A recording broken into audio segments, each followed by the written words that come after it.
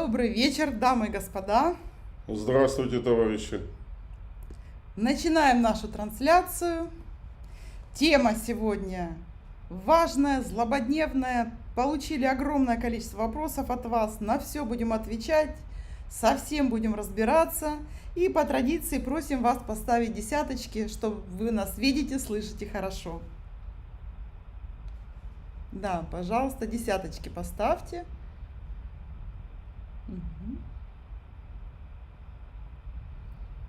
Ждем ваши десяточки и хотим сразу же с места, что называется, да, поинтересоваться, с каким вопросом вы пришли на сегодняшнюю встречу. Ну, в контексте темы заявленной. Что вас беспокоит именно в этой теме, что хотите самое важное, одно самое важное узнать, вот самое важное одно узнать сегодня. Почему мы лишний раз вас об этом спрашиваем? Потому что на самом деле для нас сегодня с Татьяной Владимировной этот момент очень важный, потому что вот лично как говорить от себя сегодня, потому что я обычно говорю от имени нас двоих, но вот от себя хочется мне сказать, что для меня сегодня, например, встреча с вами — это некий момент истины. Вот одна из моих любимых книжек, посвященная войне, это вот «Момент истины» или в августе 44-го. Наверняка вы многие знаете об этой замечательной книжке у господина Богомолова, товарища Богомолова. Так вот, сегодня момент истины в той части, что для многих из вас будет как раз таки, наверное, откровением узнать о том, что любая композиция, которая вам знакома с точки зрения официальной антипаразитарки на территории нашей страны, является сама по себе токсична. И то, что мы с вами сегодня будем говорить, о чем мы с вами будем сегодня подробно, на чем будем подробно останавливаться, как раз таки это касается этого. Хорошо. Поэтому заранее приготовьте, помимо тех вопросов, которые вы задали вот в части заявленной темы, пожалуйста, как вы вообще оцениваете воздействие тех или иных паразитарных программ, которые вы в своей жизни испытали или собираетесь переживать, испытывать на себе. Я в процессе трансляции буду быстренько проходиться по тем комментариям, которые вы пишете, потому что пришло много очень вопросов. Я просто эту базу вопросов буду пополнять, если вот буду видеть, что часто встречаются какие-то одни и те же запросы. Так.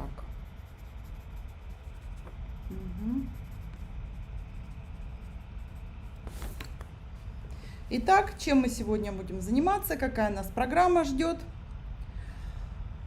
Принципы действия и последствия современных антипаразитарных средств. Как не находиться в конфликте с природой и не стать элементами пищевой цепочки. Кто находится в группах риска.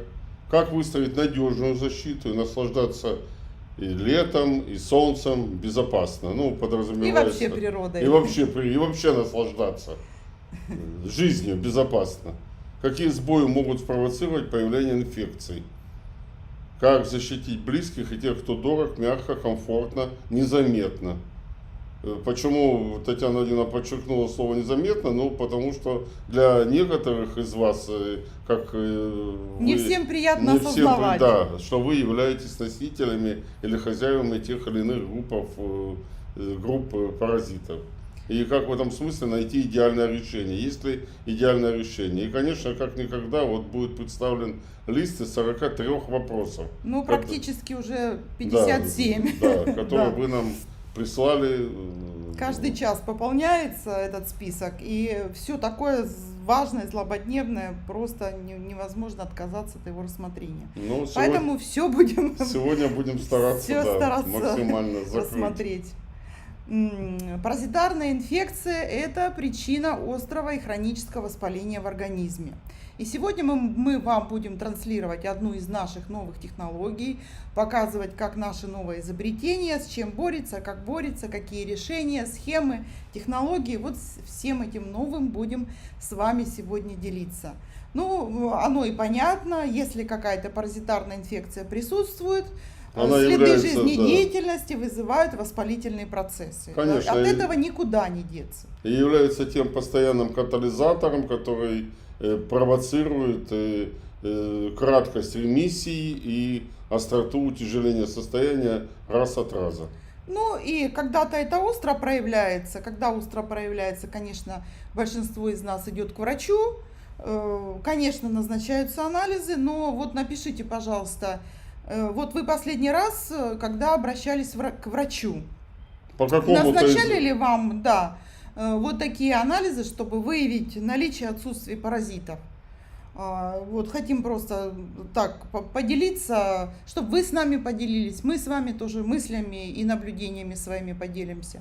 Поэтому Ну так, Татьяна Владимировна, вы же тогда откройте секрет, что вы... откроем. Нет, я имею в виду, процессе, что конечно. вы занимаетесь этим с точки зрения еще и науки, потому что... Профессионально, Да, конечно. потому что нам статистика в этом плане очень важна и нужна. И представьте себе, что ни один из научно-исследовательских институтов не делает и не сделал такую работу, которую мы с вашей помощью сделали на протяжении 20, 21, 22 и текущего 23 года по вопросам ковидных и постковидных реакций. Нету ни одного протокола с таким количеством наблюдений, с таким количеством помощников, которым являетесь вы.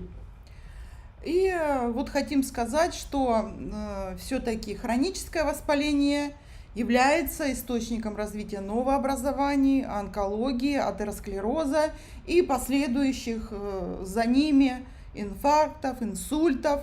Ну и вы знаете, что это причина смерти номер 1 вообще людей в мире. А что этому предшествует? И что за этим какие прячется? первоначальные пусковые механизмы? Да. Вот почему-то это не так широко принято об этом говорить. И зачастую носит спонтанный характер по мере того, как эта тема накапливается. А эта тема накапливается, к сожалению, от случая к случаю и носит такой спонтанный характер, потому что когда предлагается тот или иной вид терапии, будем говорить, такой защищаемый, будем говорить, консервативный, то очень часто бывает, что эти методы перестают через какое-то время работать. И тогда задается вопрос, а почему это не работает? И тогда вот... Возвращаемся к истокам и начинаем разбираться в пищевой цепочке. Мы с Виктором Владимировичем провели огромное количество исследований организма пациентов методом iridoанализа, и это сотни тысяч исследований, Ну и кто у нас вот попадает именно на iridoанализ такого в развернутом формате, мы его проводим, знает, что у нас там есть в этой программе особая кнопочка, когда мы можем зайти и посмотреть на присутствие паразитарного фона в организме и более того, как это распределено по различным органам и системам. И в этом смысле я еще раз перебиваю Татьяну Владимировну, хочу сказать, мы очень часто сталкиваемся с таким вопросом, а как это так, уважаемые или неуважаемые доктора? Вот какое количество анализов мы проходим, и яйцеглисты исследуем, и так далее, цисты, и ничего не находим, а вы нам говорите на основании своего протокола, что у вас в той или иной степени есть достоверность наличия паразитов. Отвечаем, потому что в зависимости от того, какие паразиты нас сопровождают, хозяевами каких паразитов мы являемся, для этих паразитов характерны те или иные изменения в морфологии наших органов.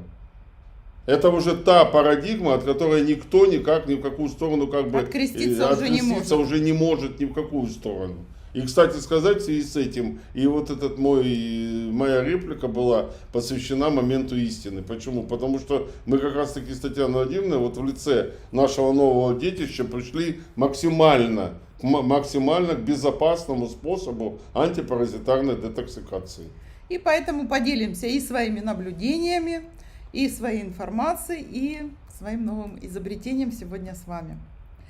Что особенно важно знать? Что здоровый организм сам способен защитить себя от инфекций и паразитов, когда сбалансированная желчелогика. И многие из вас знают, что вот даже в одной семье у кого-то ОРЗ протекает тяжело и долго, у кого-то быстро, у кого-то вообще незаметно и, может быть, даже вообще не протекает. Точно так же в коллективах.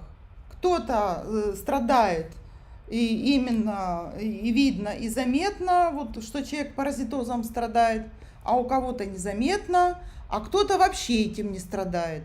И у разных людей все это проявляется по-разному. Вот почему так. У одних людей система защиты работает, у других работает хуже, у третьих вообще ворота для всего на свете открыты. То есть не работает никак.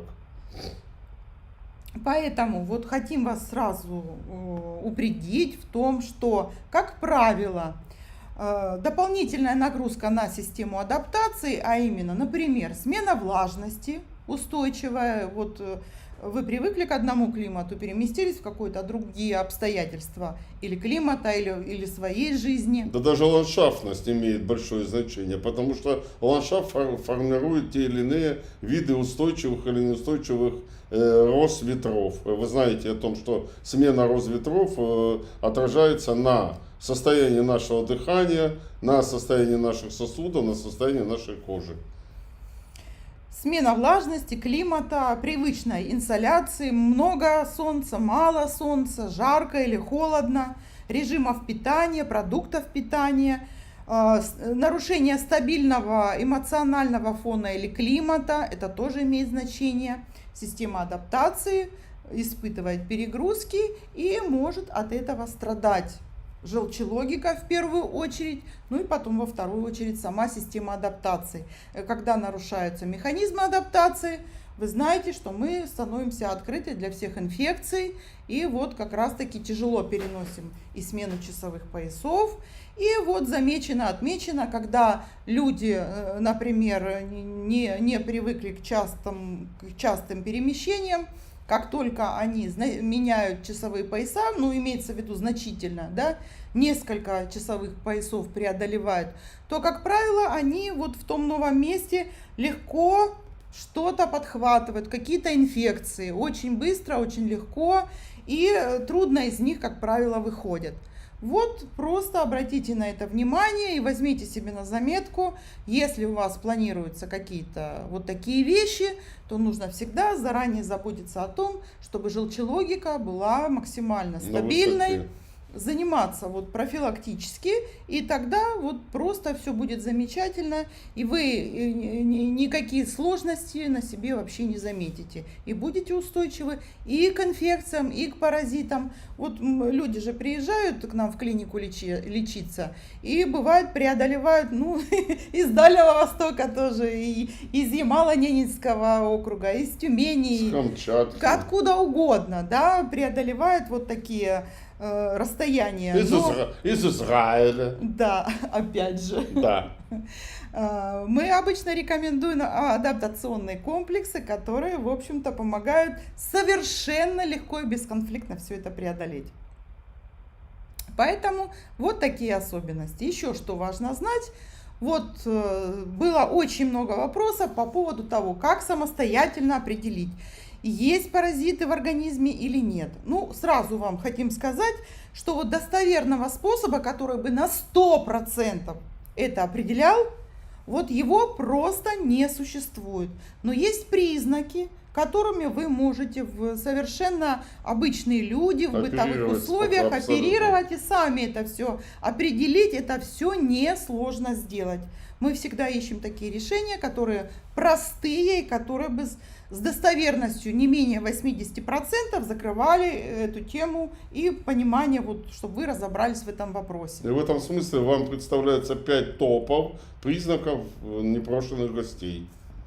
Чуть ли не постоянный упадок сил, спонтанное снижение веса при нормальном питании, поносы, запоры, тошнота, рвота без видимых причин, так называемые абдоминальные мигрени или абдоминальные боли. А что такое абдоминальные? Боли в области живота. Или их еще называют полнолунные мигрени.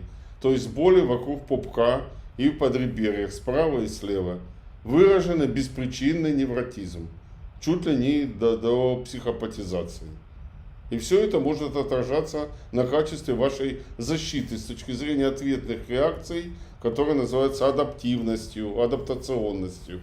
И имеет прямое отношение к скорости развития адаптации, качеству, глубине адаптации, особенно в том случае, если это имеет нарушение со стороны желчелогики. То есть ровно то, о чем несколько минут назад сказала Татьяна Владимировна. Как в одной и той же семье, в одних и тех же коллективах, при одном и том же социально-биологическом даже стереотипе люди ведут себя по-разному. А это связано как раз таки вот с пресловутой желчелогикой.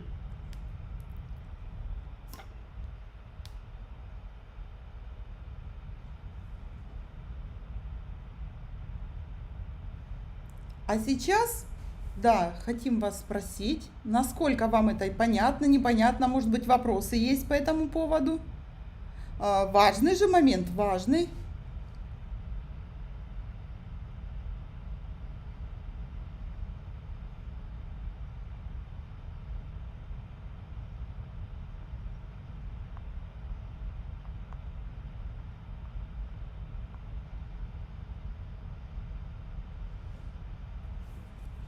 Так. Мгм. Так. Ну вот, да, вот вы пишете, что много различных анализов сдаете, на какие-то анализы показывают, какие-то анализы не показывают присутствие, так, паразитов. Ну и, конечно, мы еще вам хотели сообщить, какой же самый первый и самый достоверный признак присутствия паразитов в организме. Причем этот признак, ему уже сколько лет или сотен лет, Виктор Владимирович? Ну, я не Тот, знаю, который... когда я услышал это от деда, ну, мне было, ну, я был молодым, ну, юношей, студентом был. Ну, посчитайте, сколько это лет назад было. Достаточно много. Мгм. Так, все здесь понятно. Ну и вот самый, пожалуй, самый важный признак. Он достаточно просто определяется. Ну, почему По одному проявлению. Да. Почему мы делаем особенный упор именно на этот признак? Да потому что вот наш знаменитый дед любил повторять, и повторял это настолько часто, настолько это вот просто врезалось в память, что мимо этого пройти было нельзя, и само по себе это утверждение как-то позволяло остановиться вообще, задуматься о сути происходящих вещей, которые с человеком происходят. Ну и формировать терапевтическую, если вам угодно, лечебную программу. И если это касалось оперативного вмешательства и весь послеоперационный этап восстановления человеческого организма, конечно, был в первую очередь направлен на ликвидацию этого, как считал дед, одного из важнейших признаков. Показателя того, что в организме присутствуют паразиты. Мгм. Да, вот вы пишете зуд ануса, Ну, так скрип надо зубами. огласить, наверное. Это понятно, да, это понятно. Но мы же спрашиваем, то есть пока что участники нам не указали на этот признак. Вы Да, так, таким возможно, образом. да, возможно, вы его знаете, какой самый первый и самый важный признак. Мгм. Но еще вот пишут несколько участников. Давайте все-таки дадим шанс. Скрип зубов во сне. Да, ну, собственно, скрип зубами уже был такой признак. Так. Эозинофилы в крови. Ну, вы представляете эозинофилы в крови, чтобы выяснить, что там отличается от нормативных показателей. Это вы пока все эти круги пройдете. Нет, он очень легко определяется, очевидный на бытовом уровне. Папилломы, снижение веса. Ну, снижение веса мы указали вот здесь. 5 топов. Но есть еще самый-самый топ. Угу. Кислый запах за ушами. Ну, кислый запах за ушами является определенным признаком, но нельзя сказать, что именно это достоверный признак паразитоза. Скорее, ну, обсудим мы его тоже, скорее несколько иного. Это скорее характеристика поведения кислотно-щелочного равновесия. Слюна течет, выпадение волос, анемия, ногти грызут, бледность кожи. Так, дерматиты, анемия, внезапная диарея, усталость, тяга к сладкому, белок в глазах, запах изо рта. Что такое белок глаз? Имеете в виду электричность, желтизна, подтекание слюны во сне, черный ноготь на правой ноге. Так, полосатые ногти, сухость кожи, яйца глист в кале, запах изо рта, хочется кушать ночью, в правом углу внизу боль. Так, на черных трусиках видно зуд в области анального отверстия, шелушение пяток. Просят, ну сами уже скажите. Ну попросим тогда Виктора Владимировича сказать, что это за признак. Очень простой признак, но, возможно, многие просто удивятся. Утреннее отсутствие аппетита. Утреннее отсутствие аппетита, которое, к сожалению, потом очень успешно, в кавычках, поддерживается любвеобильными мамами и папами, бабушками и дедушками.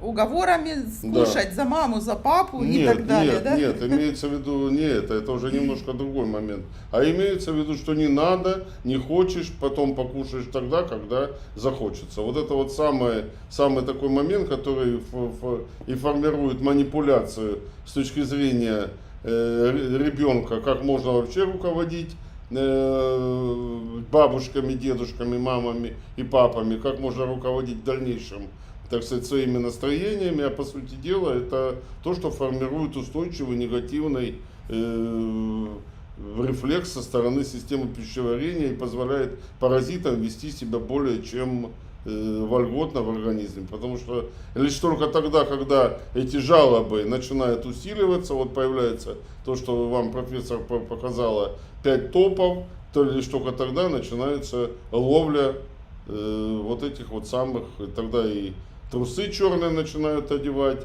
на детей, тогда и грибок начинают, в смысле кал начинают исследовать, а вот такой достовернейший признак, который касается и детей, и среднего возраста, и, будем говорить, взрослых людей. А вот интересно, почему мы как раз таки сегодня это вам и объясним. Ну, интересно, вот, почему. Да.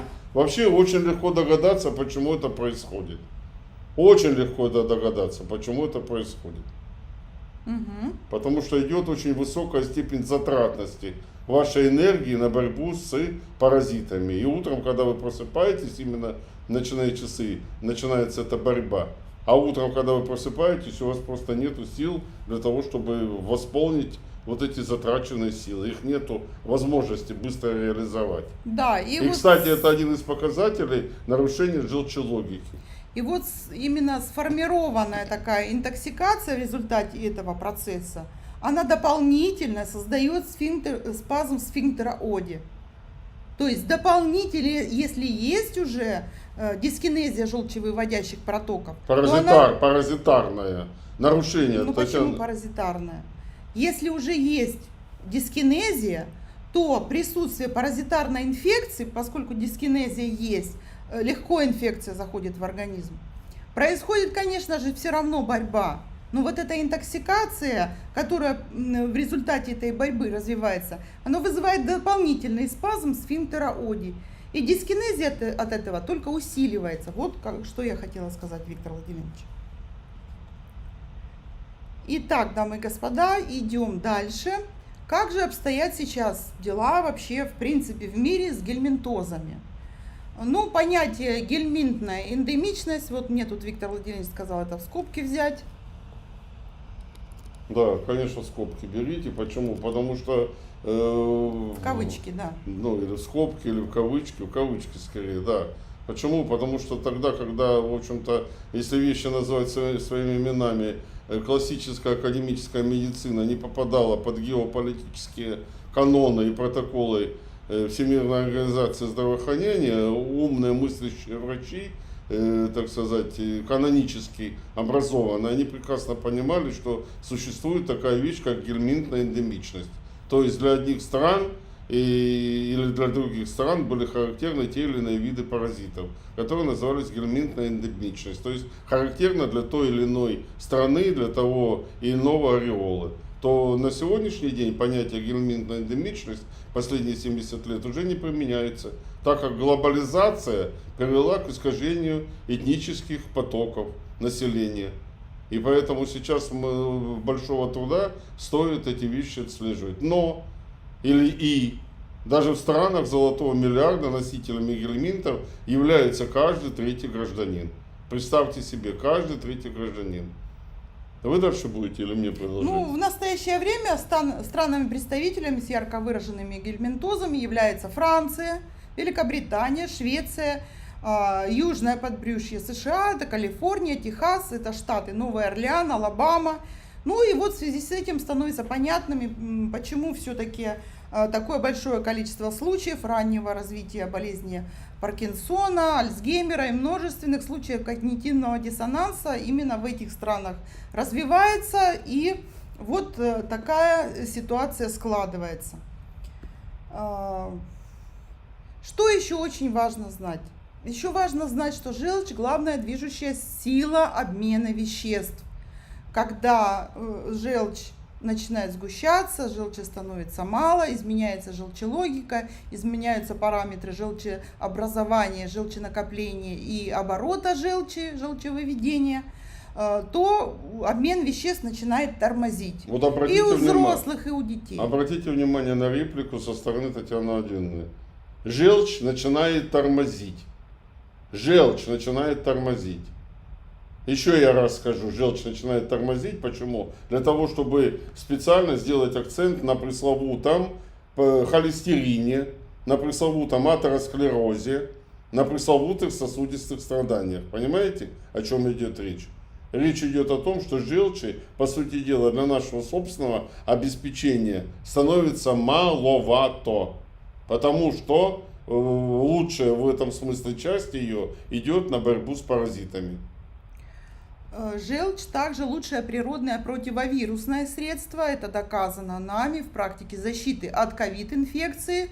Вот на примере даже применения нашего первого препарата под названием «Доктор Желчь», когда мы реально помогли десяткам тысяч людей, во-первых, не заразиться. Говорят, ну была инфекция, была, у нас ее не было. Все, мы принимали по схеме «Доктор Желчь», там еще другие наши препараты, которые были рекомендованы, расписаны. Ну, где-то это было, нас это, слава богу, миновало. И вот была ситуация, когда люди просто боялись перемещаться, но все, кто приезжал лечиться в нашу клинику и получал эти схемы, достаточно благополучно пережили эти все периоды. И приехали благополучно, не заразились нигде в транспорте, и у нас лечение проходили замечательно, и вернулись домой, все было хорошо. И это большое, огромное количество людей. Это опыт, подтвержденный десятками тысяч человеческих судеб. И не только нами. Это подтверждено нашими коллегами из других государств, из других научных центров, из других университетов. И государственных университетов в том числе. Да. Ну и желчь – это главный ресурс нашей системы адаптации. Системы, позволяющей жить не болея и планомерно улучшать показатели здоровья. То есть свою систему адаптации мы можем совершенствовать, улучшать при помощи улучшения механизмов желчелогики. И все это, дамы и господа, в наших с вами руках. Мы способны это делать. Мы способны с вами добиваться вот таких постоянных улучшений. И наверняка здесь в чате присутствует много таких наших и пациентов, и учеников, и коллег, с которыми мы этот путь прошли и сейчас проходим вместе. Напишите, пожалуйста, кому удалось уже улучшить свою желчелогику, свою систему адаптации, научиться бороться с болями при помощи наших технологий. Напишите, пожалуйста. Да. И напишите, пожалуйста, являетесь ли вы при этом медицинским специалистом? То есть мы хотим просто показать, что наши технологии доступны обычным, простым людям и не требуют каких-то специальных знаний, профессиональных, не имеют никаких сложностей в том, чтобы это все освоить и применять и в своей семье, и в своем коллективе, и вот создавать своими руками ежедневно вот такое благополучие. Да, здесь, да, вот Валентина, Ирина, Дарья, да, да, не медики, и все очень замечательно получается, да. Ну, да, я задала несколько вопросов, вы пишите мне, хотелось бы немножко поконкретнее, хотя бы несколько слов, с чем вам удалось справиться, что вам удалось улучшить, да. Просто мы знаем, что очень много медиков и медицинских специалистов различных специальностей следят за нашими технологиями, и им интересно в сфере медицины осваивать вот такие технологии безопасного здоровья, которые мы предлагаем нашим ученикам. Да. Хорошо. И что еще очень важно знать, когда желчи недостаточно для нормальной работы системы адаптации, то человек начинает болеть, становится легкой добычей паразитов, вирусов, бактерий, грибов. И мы приходим к врачу с жалобами на свое состояние. Ну и вы уже писали, что в каком проценте случаев назначаются именно исследования паразитарного фона. Да, что далеко не всегда это происходит. Вернее, это происходит крайне редко. Ни один врач, вот вы пишете, не посоветовал это пройти. Значит, получается ситуация какая? Что мы химическими препаратами из аптеки лечим воспалительные процессы. А что с источником происходит этих воспалительных процессов? Ничего не происходит. И еще дальше объясним вам, что когда применяются антипаразитарные препараты, вот современные, дальше как это реализуется и что происходит дальше. Также мы с вами сегодня обсудим. Итак, есть, конечно, категория людей, которые постоянно находятся в группе риска, и вот, например, там связанные с определенной профессиональной деятельностью, и им буквально постоянно нужно профилактически проходить вот противопаразитарные вот такие технологии, которые бы освобождали организм от токсического влияния паразитов. Ну вот, например, что это за группы риска? Я думаю, что для многих людей это очевидно, мы просто коротко остановимся на некоторых из них, потому что перечислять все, но большой целесообразности в этом нет. Давайте хотя бы какие-то основные, вот очевидные, которые вообще никак мимо них пройти нельзя. Ну, например, вы находитесь в группе риска, если контактируете с домашними животными. Вот кошки и собаки – это вот такие ходячие инкубаторы, и вот их организм, он идеально создан для того, чтобы там это все развивалось, размножалось. Даже некоторые паразиты имеют название, вот, например, аписторхи, они еще и второе название имеют – кошачья двууска. Почему? Да потому что кошки просто ходячие инкубаторы, особенно если они там кот, который гуляет сам по себе, где хочет, вот и так далее. То есть, понимаете, к чему приводят такие постоянные контакты именно с домашними животными. Ну и, соответственно, в ветеринарную клинику же вы приходите с домашними животными, и там, как правило, вот календарь прививок, календарь противопаразитарных мероприятий и так далее. Но мало кто говорит, что вам же тоже, как хозяину, нужно нечто подобное, только то, что создано для людей, применять в отношении себя. Потому что это совершенно естественно. Это Если совершенно вы очевидно. с ними общаетесь, с домашними питомцами, которые там гуляют у вас периодически на улице, то совершенно понятно, что они приносят на лапах, на шерсти и так далее. Даже если вы их только что вот буквально пролечили этими антипаразитарными средствами. Следующая группа риска, если вы употребляете в пищу термически необработанное мясо, рыбу, морепродукты, вот те собственно, овощи, икру, фрукты. да, те продукты, которые не проходили антигельминтную обработку, да, или глубочайшую заморозку, как вот рыбу прям не используют в пищу, если она там при каких-то очень низких температурах не была заморожена. То есть существуют такие стандарты в пищевой промышленности. И то же самое мясо, и то же самое овощи на грядках, которые недостаточно вымыты. Вот ко всему это вот относится такое предостережение.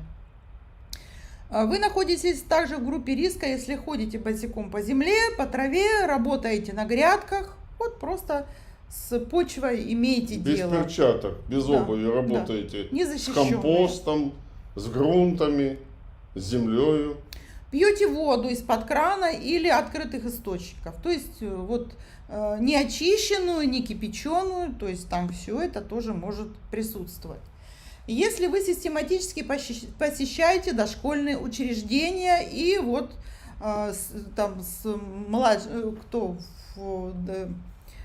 как это называется, младшие классы в школе, да, и дошкольные учреждения.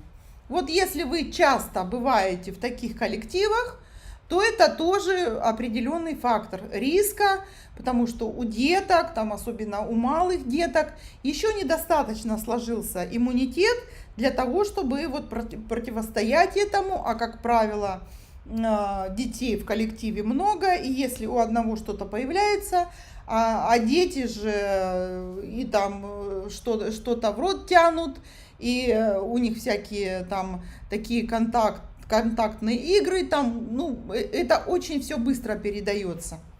То есть вы должны знать и понимать, что, например, ну и общественные места, и общественный транспорт, но это можно перечислять до бесконечности. Но какой в этом смысл? Вот, вы спросите, да, что, паразиты, получается, фактически везде, что нам вообще от них никак не скрыться? Да, паразиты. И какой же везде. выход? Жить вообще в стерильной какой-то обстановке, закрыться от всего мира? А как же тогда продукты питания? Вот нам писали, спрашивали, страшно пойти в магазин, там все овощи, фрукты лежат открыто, каждый берет там своими руками, оставляя там следы жизнедеятельности своих персональных паразитов на этих овощах и фруктах. Как вообще вот тут быть и жить? И там, допустим, есть такие правила, например, в ресторанном, гостиничном хозяйстве, что вот, допустим, яйца, их нельзя использовать предварительно, не обработав, не помыв, там даже несколько этапов, что нужно делать с этой яичной шкарлупой, прежде чем эти яйца можно использовать для приготовления пищи. Но в нашей же обычной жизни все равно это не происходит, да? Хорошо, если хозяйки, например, яйца моют хотя бы банально, да, моют, ополаскивают. С каким-то таким средством. Но в большинстве же случаев это не происходит. Ну и вы понимаете, откуда это яйцо берет свое начало, да? Вот. Поэтому жизнь многообразна, везде соломки не подстелишь. И когда речь идет о каких-то стандартных технологиях, как решаются вот эти задачи антипаразитарные, как правило, действие современных антипаразитарных средств, вот оно реализуется по такому принципу. А давайте-ка мы вот паразитов потравим. Да? Потравим паразитов, вместе и со своим же организмом, и после их отравления, ну вот представляете, масса трупиков, которые находятся внутри вас. То есть реально разлагаются, и реально трупный яд вас, просто интоксикация развивается выраженная. Это и может быть и тошнота, это может быть и рвота, это может быть и головная боль, и сыпь на коже, и диарея, и запор. То есть это может проявляться совершенно вот в таких, вот таком разбросе, вот такой неприятной симптоматике. Да, ну и что же происходит? Ну, слава богу, там справился организм, вывел это все. И вот многие говорят, что вот детоксикация, освобождение от гельминтов, процесс опасный, может все случиться, особенно если есть камни в желчном пузыре. Вот это все сопровождается желчегонным эффектом, очень боятся, что что-то сдвинется в организме, нарушится, камни попадут в протоки. Конечно, это не просто неприятно, но это страшно, и это настораживает. Но здесь сразу же вопрос, а какой же тогда путь? Вот все известные виды антипаразитарных средств, они именно имеют такую направленность своего действия. И даже фитопрепараты, и даже травы. Вот мы с Виктором Владимировичем просто рассматривали внимательно действия различных противопаразитарных трав. Как они работают, что они делают в организме. Но вся сложность ситуации здесь состоит в том, что цикл воспроизводства и большинства известных паразитов составляет в среднем 90 дней. Длительность приема антипаразитарных средств, она, как правило, короткого такого спектра действия. Какие-то однократно употребляются, какие-то рекомендуют употреблять только 2 дня, какие-то только 3 дня, потому что интоксикация достаточно выражена, и дальше себя травить просто нельзя. Что же происходит? Да, мы убираем взрослых особей из организма, переживая все эти трудности и неприятности. А что остается с яйцами, с цистами, с личинками, которые просто циркулируют в организме? Что происходит? Проходит время, и что мы имеем с вами? Как вы думаете? Напишите, пожалуйста, что мы имеем с вами через короткое время. Вы задаете этот вопрос. Да, вот кто-то писал в своих вопросах, вот невозможно избавиться от паразитов. И многие врачи говорят, что как только мы применяем вот эти средства против паразитов, что очень легко потом просто заново происходит это заражение. То есть эти средства, они не формируют защиту последующую. Не предусмотрено это нигде, никем и никак. Как бы это парадоксально не звучало. Так вы знаете, Татьяна Владимировна, что парадоксальность ситуации в чем заключается? Парадоксальность ситуации продолжает развиваться. Дело в том, что основная масса антипаразитарной активности фармакологической направлена на взрослых паразитов, которые в буквальном смысле физически действуют на их морфологию, на их устройство. А на цисты и на яйца никто практически не действует. И им дают возможность развиваться. И они развиваются в новые формы. Вот это как раз таки парадокс заключается. Новое поколение новое поколение, которое требует опять вот этого воздействия нового. И опять что мы с вами имеем? По кругу. По кругу, да. Ситуация крутится. Да, это с одной стороны. С другой стороны, я думаю, что это будет интересно. Если знатоки есть на той стороне, как я говорю, слушатели, то вы можете очень легко убедиться в правоте наших или моих слов в том плане, что какую бы из монотрав вы не брали, они все имеют высокую степень токсичности, очень даже высокую степень токсичности. И в этом смысле как раз таки вот этот вот реверс в сторону желчелогики вторичной, он и заключается. Что паразиты — это те самые хвосты, которые нами руководят, как хвост который виляет собакой. И мы становимся заложниками в этом плане. Заложниками в этом плане, почему? Потому что ровно так, как вы приводили пример, что отсутствие гельминтной эндемичности как раз таки формирует высокую степень конгруентности между Паркинсоном, Альцгеймером, конгруентностью между слабостью, упадками сил, отсутствием энергии и так далее, и так далее. Ну и известен феномен, когда одни паразиты приходят в организм и не открывают дорогу другим. Грибковая инфекция, бактериальная инфекция. То есть получается такое комплексное нападение в результате.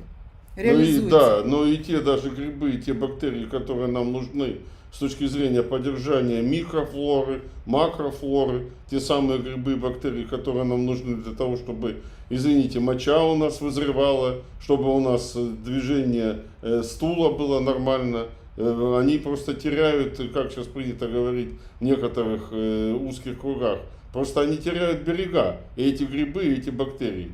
И они становятся, мы делаемся, опять же, их заложниками. И еще одно новое. На фоне того, что есть мощнейшая интоксикация, грибы начинают, бактерии начинают превалировать в этом плане. Ну и вот приходят нам такие вопросы, а если мы будем пользоваться травами, что будет? А если мы будем пользоваться вот такими средствами, природными средствами народными, которыми вот наши бабушки там, и прабабушки пользовались, и как-то же они выжили, и как-то это все было использовалось и, в общем, придавало результат. Мы с Виктором Владимировичем, конечно же, заинтересовались различными средствами, как они работают. Самое из них популярное. Да, самое популярное это семечки тыквы. В состав их входит кукурбитин, но следует помнить, что для достижения глистогонного эффекта этих семечек требуется около 300 грамм ежедневно. А это не только дополнительные калории, но и искажение липидного профиля в сторону формирования именно липопротеида высокой плотности, который сказывается на изменении вязкости крови. То есть замедляется движение крови с угрозой тромбообразования. Если уже идти четко по этому пути, как вот то, что говорят, бабушка нашептала, да? Поэтому... Или то, что является традиционно, условно, народным способом антипаразитарной защиты. Мы с вами рассматривали в рассылках, вот в наших видео немножко более подробно действие полыни. Вот кто-то написал действие гвоздики. То есть мы с Виктором Владимировичем методично шли по каждой позиции и каждую позицию оценивали. И если уж мы используем гвоздику, то мы титровали, сколько, как эта гвоздика, и в коллаборации с чем она должна быть, эта гвоздика. И какие должны быть травы, которые, во-первых, максимально нивелируют токсические или токсичность их воздействия. И имеет антипаразитарный эффект. Одновременно. Чтобы их можно было применять длительно, и безопасно. Уж по меньшей мере больше 90 дней. Чтобы это было безопасно и чтобы это давало эффект не только антипаразитарный, а еще много других полезных эффектов. И мы сегодня также об этом поговорим. Вопросы задавались, вот развивается аллергия. Может быть, все-таки паразиты виноваты? Да, есть такие виды аллергии, когда именно паразитарная инфекция является запускным механизмом аллергических реакций. И что при этом происходит? Печень испытывает повышенную нагрузку токсическую, изменяется при этом качество желчи, печень не может справляться, нормально работать, и совершенно естественно, что качество желчи изменяется. Происходит зачастую резкий спазм сфинктера Оди, изменяется кислотно-щелочное равновесие, а если оно меняется, то вот сфинктер Оди также себя рефлекторно ведет. И в результате такого спазма развивается множество аллергических реакций. Дискинезия усиливается, и все, начинается зуд на коже, начинается выпадение волос, появление невротизма, Ну и много-много других, вплоть до полиноза, невозможность нормально дышать носом и так далее.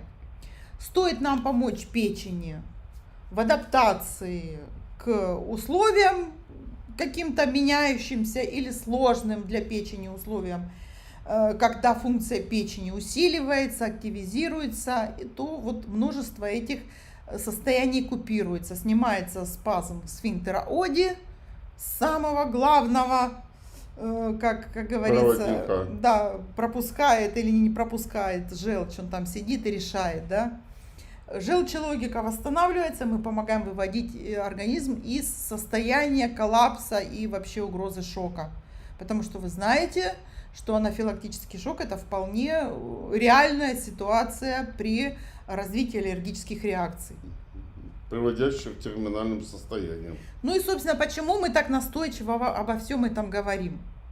За десятилетия своей врачебной практики мы убедились и знаем вообще, как это работает, как работают антипаразитарные средства, как им работает вообще медицина, принципы, как что рассматривается, что назначается, что рекомендуется, что выписывается.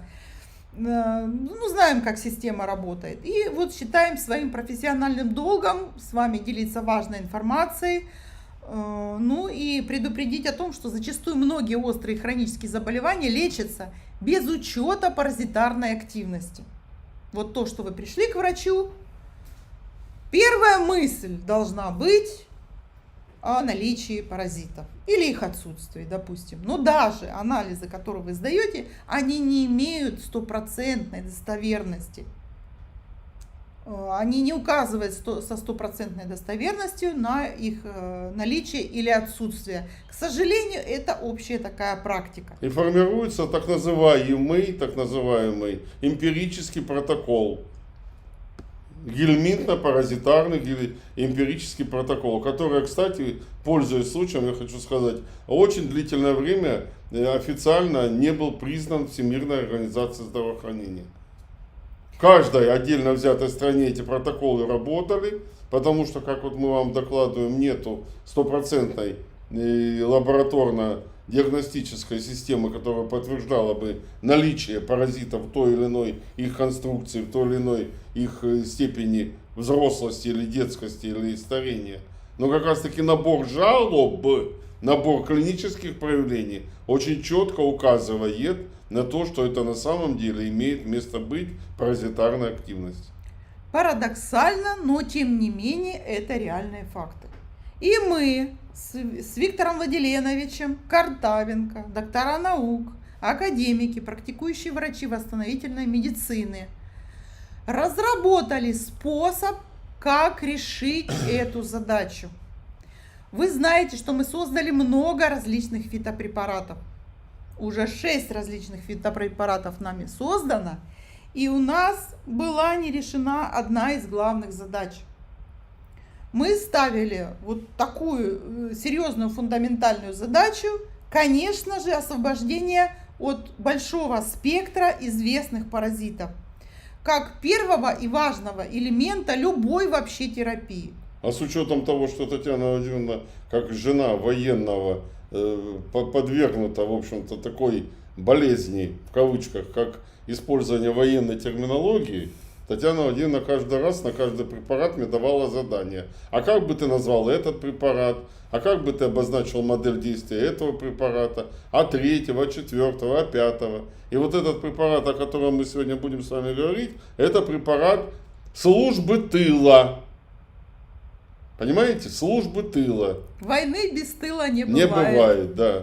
Выигрышной войны безнадежного тыла не бывает. И мы с Татьяной Владимировной все сделали для того, чтобы обеспечить ваш терапевтический, оздоровительно-восстановительный тыл.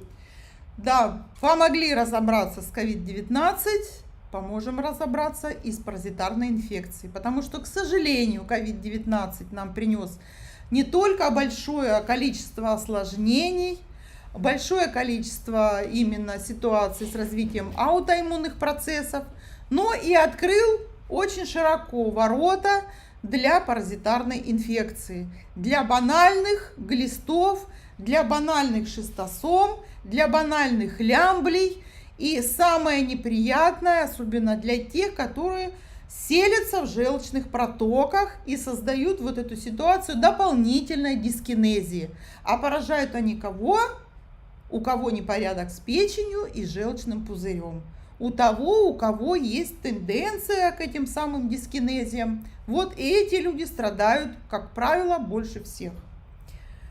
Ну, вы знаете, да, что по поводу COVID-19, насколько активно сработали наши фитопрепараты, опубликованы научные исследования в журнале «Главный врач Юга России». У кого желание есть, всегда могут с ними ознакомиться.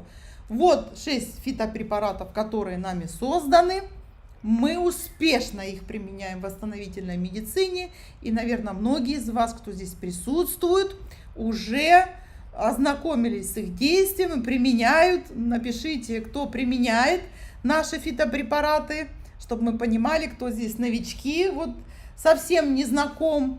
Напишите «да», кто применяет, напишите «нет», кто не применяет, чтобы мы тоже понимали, вот на каком языке нам сегодня дальше разговаривать, чтобы всем было все понятно. Ну и еще, что немаловажно, это все-таки вот результаты наших технологий антиковидных, они настолько обширны, что мы подсчитывали сейчас порядка 278 тысяч человек регулярно выполняют наши схемы и авторские упражнения именно противовирусной направленности.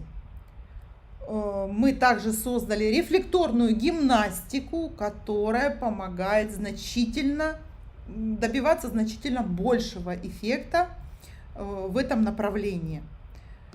Ну и вам хотим напомнить, что когда желчелогика нарушена, здоровой желчи недостаточно для нормальной системы работы системы адаптации, то человек начинает болеть и становится легкой добычей для паразитов, вирусов, бактерий и грибов.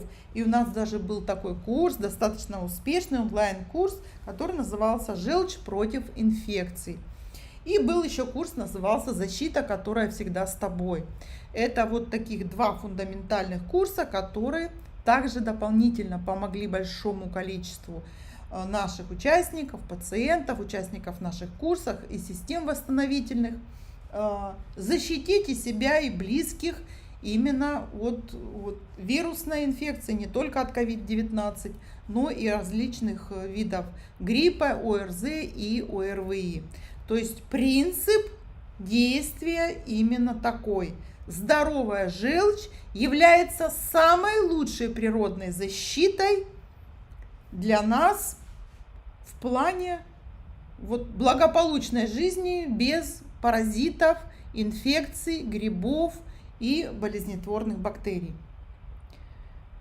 И сейчас мы готовы продемонстрировать вам комплекс быстрой и безопасной оптимизации желчелогики.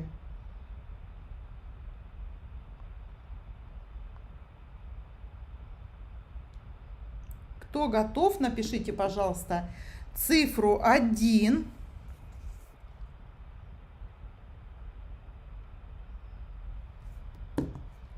Так.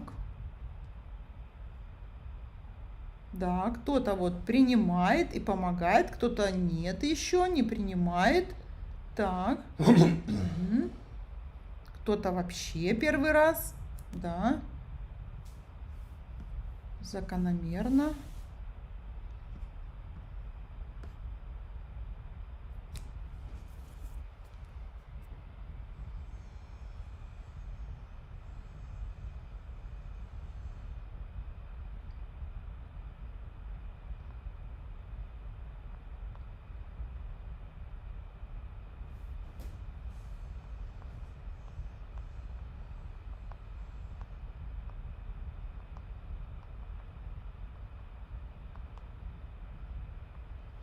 Угу. 5 видов кто-то применяет. Так. А есть кто все 6 применяет? Ну или применял, то есть знаком. Угу. Со всей линейкой. Так, цифра 1 пошли. Мгм. Все применяют, кроме последнего. Так. Ага.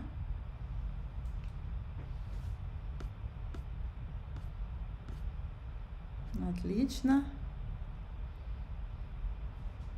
Принимаю, довольны. Кто-то все 6.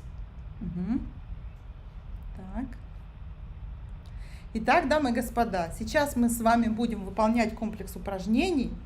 Он также имеет определенные противопоказания. Мы должны обязательно вас предупредить. Мы имеем медицинскую лицензию и работаем в правовом поле Российской Федерации. Поэтому, пожалуйста, обязательно обращайте внимание на противопоказания к этому комплексу упражнений, которые мы сейчас с вами будем выполнять. Итак, наличие трепанационного отверстия любого времени выполнения. Высокое артериальное текущее давление, систолическое давление выше 180 мм ртутного столба.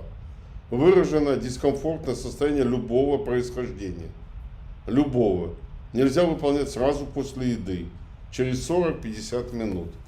При наличии высокой температуры, для нас с Татьяной Владимировной это 38 и выше. И другие состояния, когда противопоказана любая физическая активность. Обращаем ваше внимание, что если вы не видите из 6 представленных пунктов что-то, что есть у вас, то нету противопоказаний. Чтобы вы сейчас не задавали нам лишние вопросы по тому, по 3-му, по 25-му вашему диагнозам, если они имеют место быть. Угу. Так. Да, вот вопрос хороший, что-то применялось, но не было кураторов. Почему не было кураторов? Потому что вы не зашли в личный кабинет, там, где кураторы вас ждут и отвечают на ваши вопросы. Вот только лишь поэтому. Все наши препараты, все сопровождаются, прием препаратов сопровождается медицинскими кураторами, специалистами, чтобы у вас все было хорошо, дают вам дополнительные рекомендации по схемам приема. Специально для этого разрабатывают схемы приема персональные и ведут вас в течение всего цикла приема. Ну, вообще практика беспрецедентная в мире. Нигде ничего подобного нет. Какой бы вы ни взяли, какого бы вы производителя не взяли, биологически активных добавок пищи, вы нигде не найдете ничего, кроме протокольных противопоказаний, как то беременность или кормление грудью. Мы же все сделали для того, чтобы вам было и удобно, и дискомфортно, и безопасно. Угу.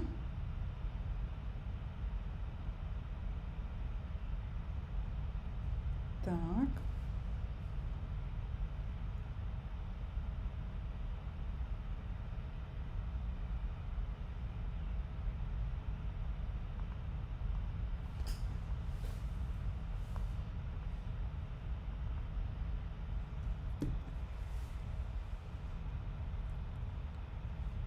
Так, итак, цифра 1 у нас есть. Выполняем комплекс упражнений и идем с вами дальше.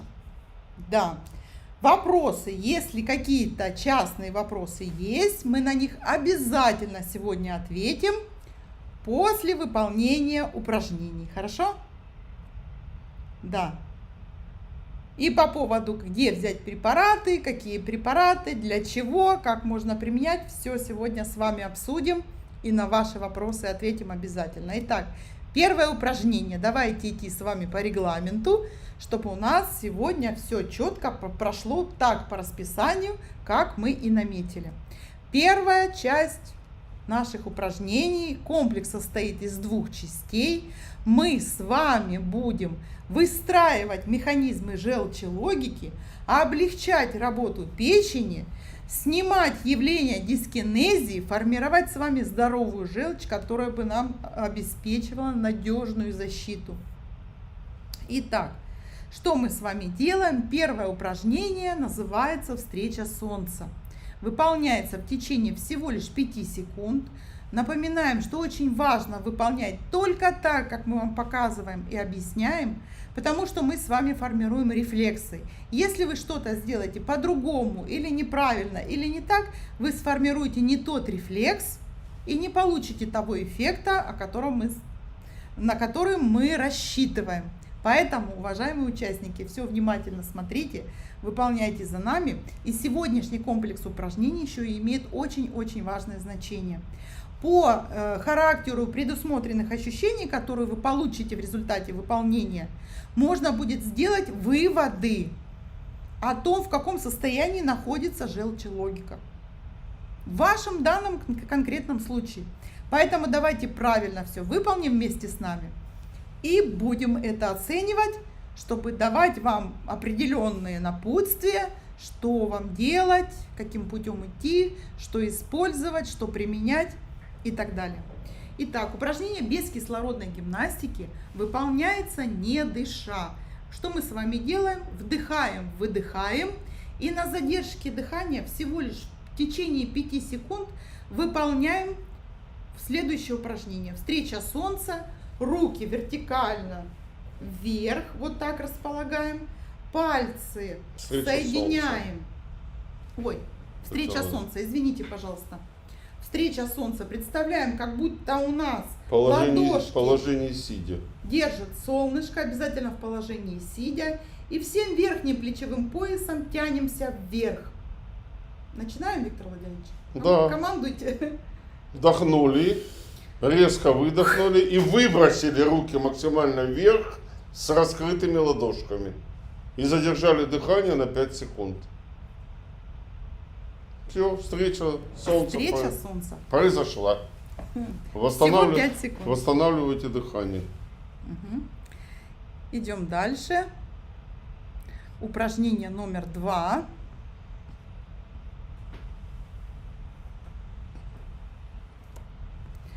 Воздействие на наши авторские точки «Доктор Желчь».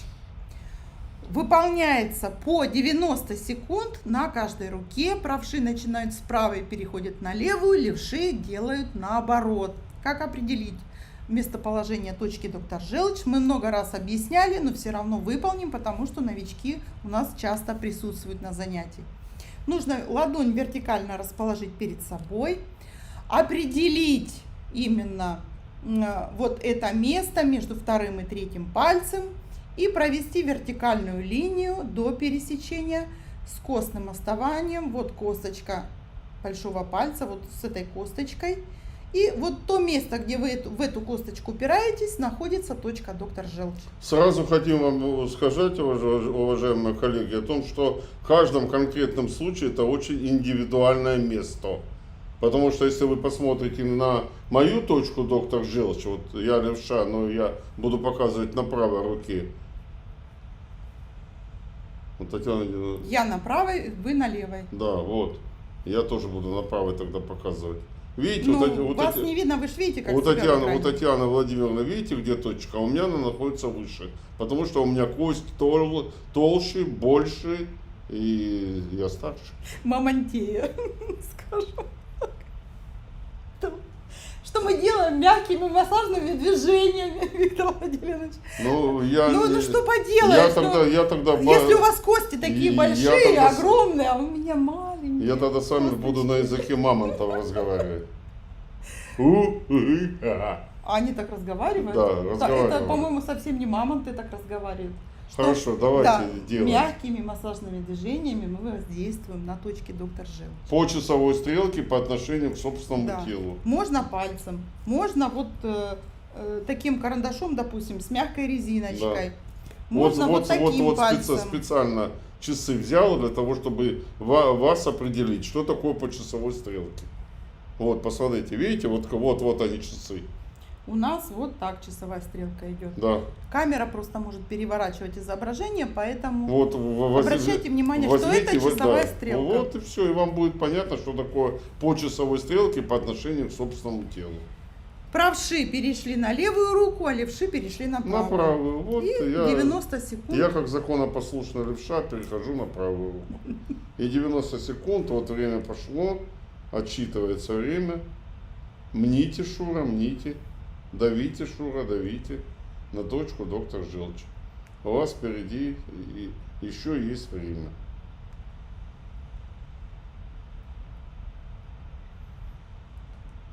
Так. Кто завершит воздействие, ставьте, пожалуйста, в чате цифру 2, чтобы мы понимали, что вы готовы ко второму упражнению. Татьяна Владимировна, работайте. Да. Да, еще дальше работать. Конечно. А у вас еще в запасе.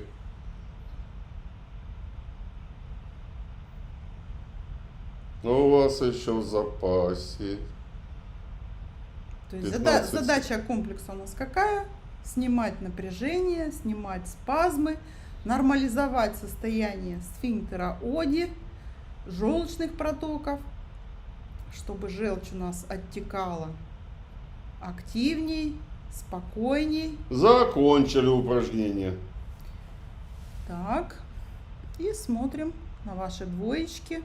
Так, а цифра 3, на цифру 3, да? Не Ну, двоечки, цифру 3, да. Стахановцы, наверное.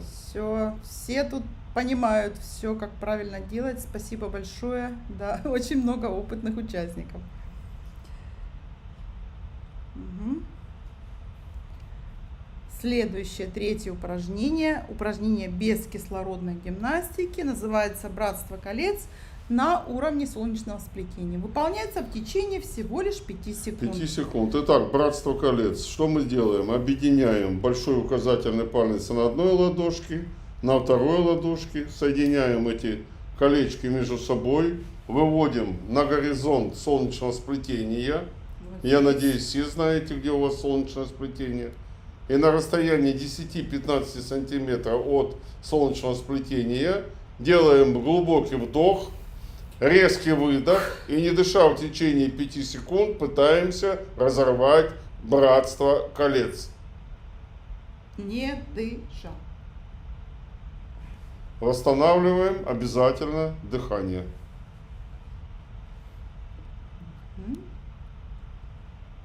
Обязательно восстанавливаем дыхание. Да. Уважаемые участники, должны вас предупредить, что написание рекомендаций других участников в части названия упражнений, в части интерпретации, как их делать, запрещено в нашем чате.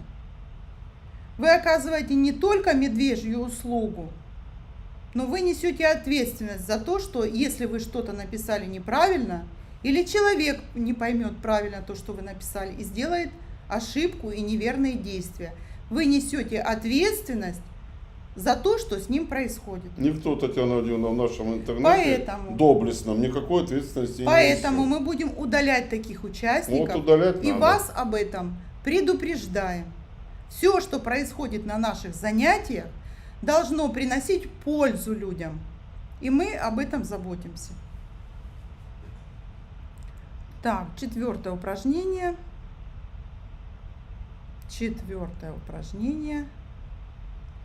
Воздействие на биологически активные точки под названием ХГУ. ХГУ. Упражнение Это делается классика. справа налево. Точка классическая относится к так называемым 52 архаичным или волшебным, или колдовским, или золотым точкам.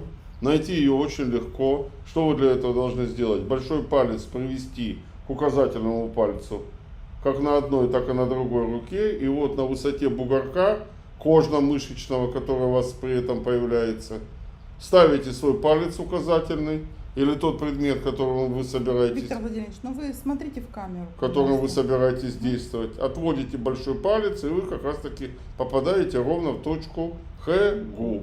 В течение 90 секунд мы на нее воздействуем справа налево. Уже не по правилу праворукости, леворукости, а именно справа налево. Для удобства можете подставить большой палец под основание, а там делайте как вам удобно, но с ощутимым таким воздействием физическим. Без пафоса, без большого, но чтобы ваше тело воспринимало, что с ним работают. Происходит определенное Да. давление.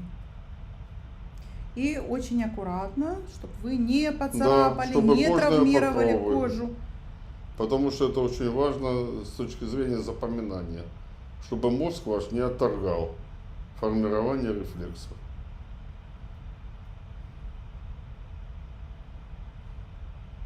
Ну, рефлексотерапия – это та наука, та дисциплина, которой мы с Виктором Владимировичем отдали много десятков лет своей жизни.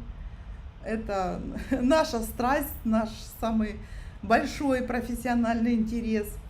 И вот мы создали большое количество методик, которые значительно расширяют спектр действия классической рефлексотерапии. Да, канонической, академической Ну и рефлексотерапии. хотим сказать, что вот таких рефлексотерапевтов, которые бы делились этими методиками, даже классическими, ну, достаточно можно по пальцам пересчитать.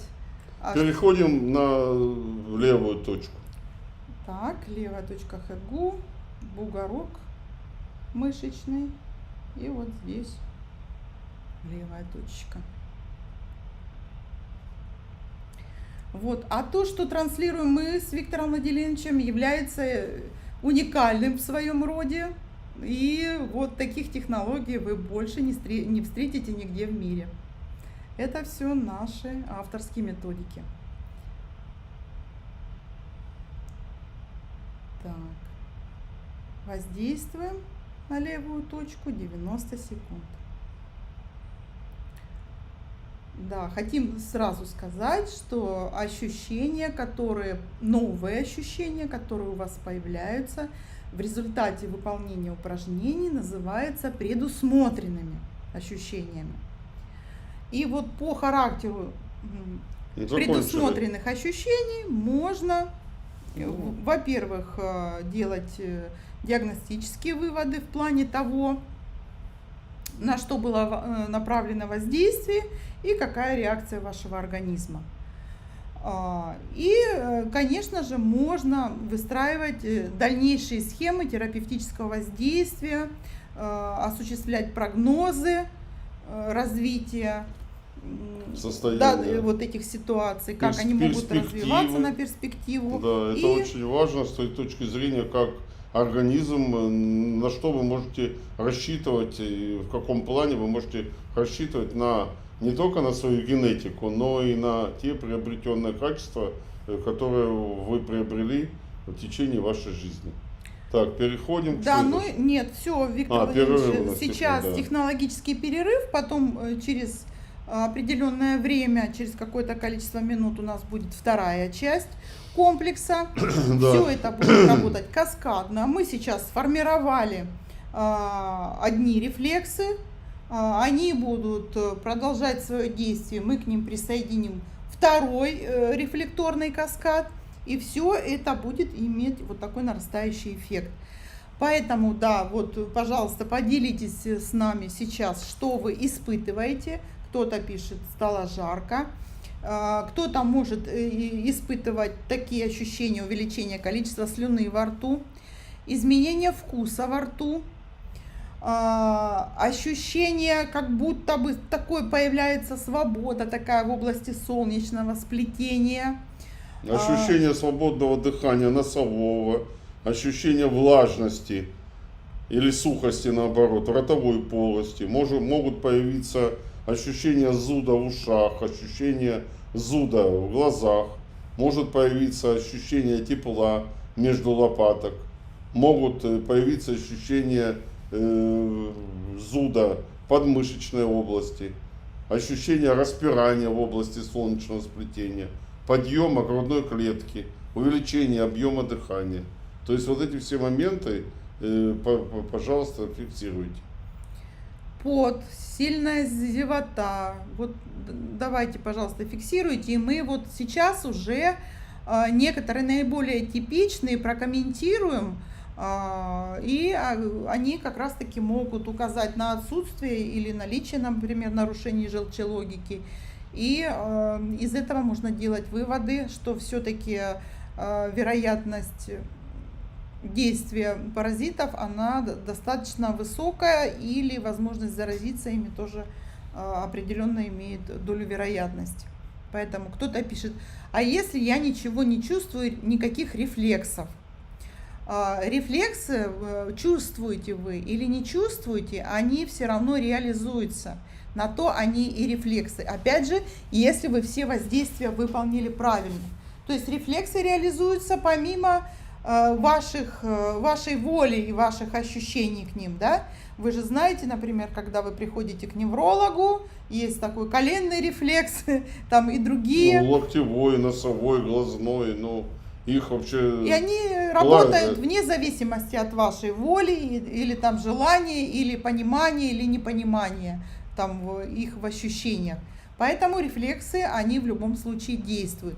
Другое дело, что одни люди ощущают это более ярко, другие менее ярко. И вот в практике рефлексотерапии существует такое понятие иглотабельности. То есть к чувствительности, к изменению, рефлекторному изменению, которое происходит в организме. Итак, вот, Виктор Владимирович, можете сейчас из этих комментариев вы мне выбрать, чат читать. Нет, ну выбрать некоторые, ну допустим, вот я могу выбрать частая зевота, сильная зевота, просто зевота, зевота и слезы, увеличение слюны, слюноотделение появилось. Ну давайте вот, по очереди тогда. Вот, да, вот все, что касается слюны, можете прокомментировать, пожалуйста. Может быть, на зевоты? О, зевоты. Да, спасибо большое. Да. Но то, что касается зевоты, я хочу сразу сказать, что это указывает на блок в области солнечного сплетения. Есть определенная заинтересованность в системе сфинктероводи. Опять же, это состояние луковицы 12-перстной кишки, которая рефлекторно отражается на состоянии кровенаполнения левого желудочка, сердца, и что в свою очередь отражается на системе кровоснабжения именно кислорода несущей части правой и левой сонных артерий. Речь идет о том, что сосудами надо в определенной степени заниматься, потому что вот такое простое из нескольких подходов комплекс указал на то, что сосуды требуют очень внимательного отношения к себе, как раз таки с точки зрения состояния пластичности, тонуса и каркасности. Это то, что касается зевоты.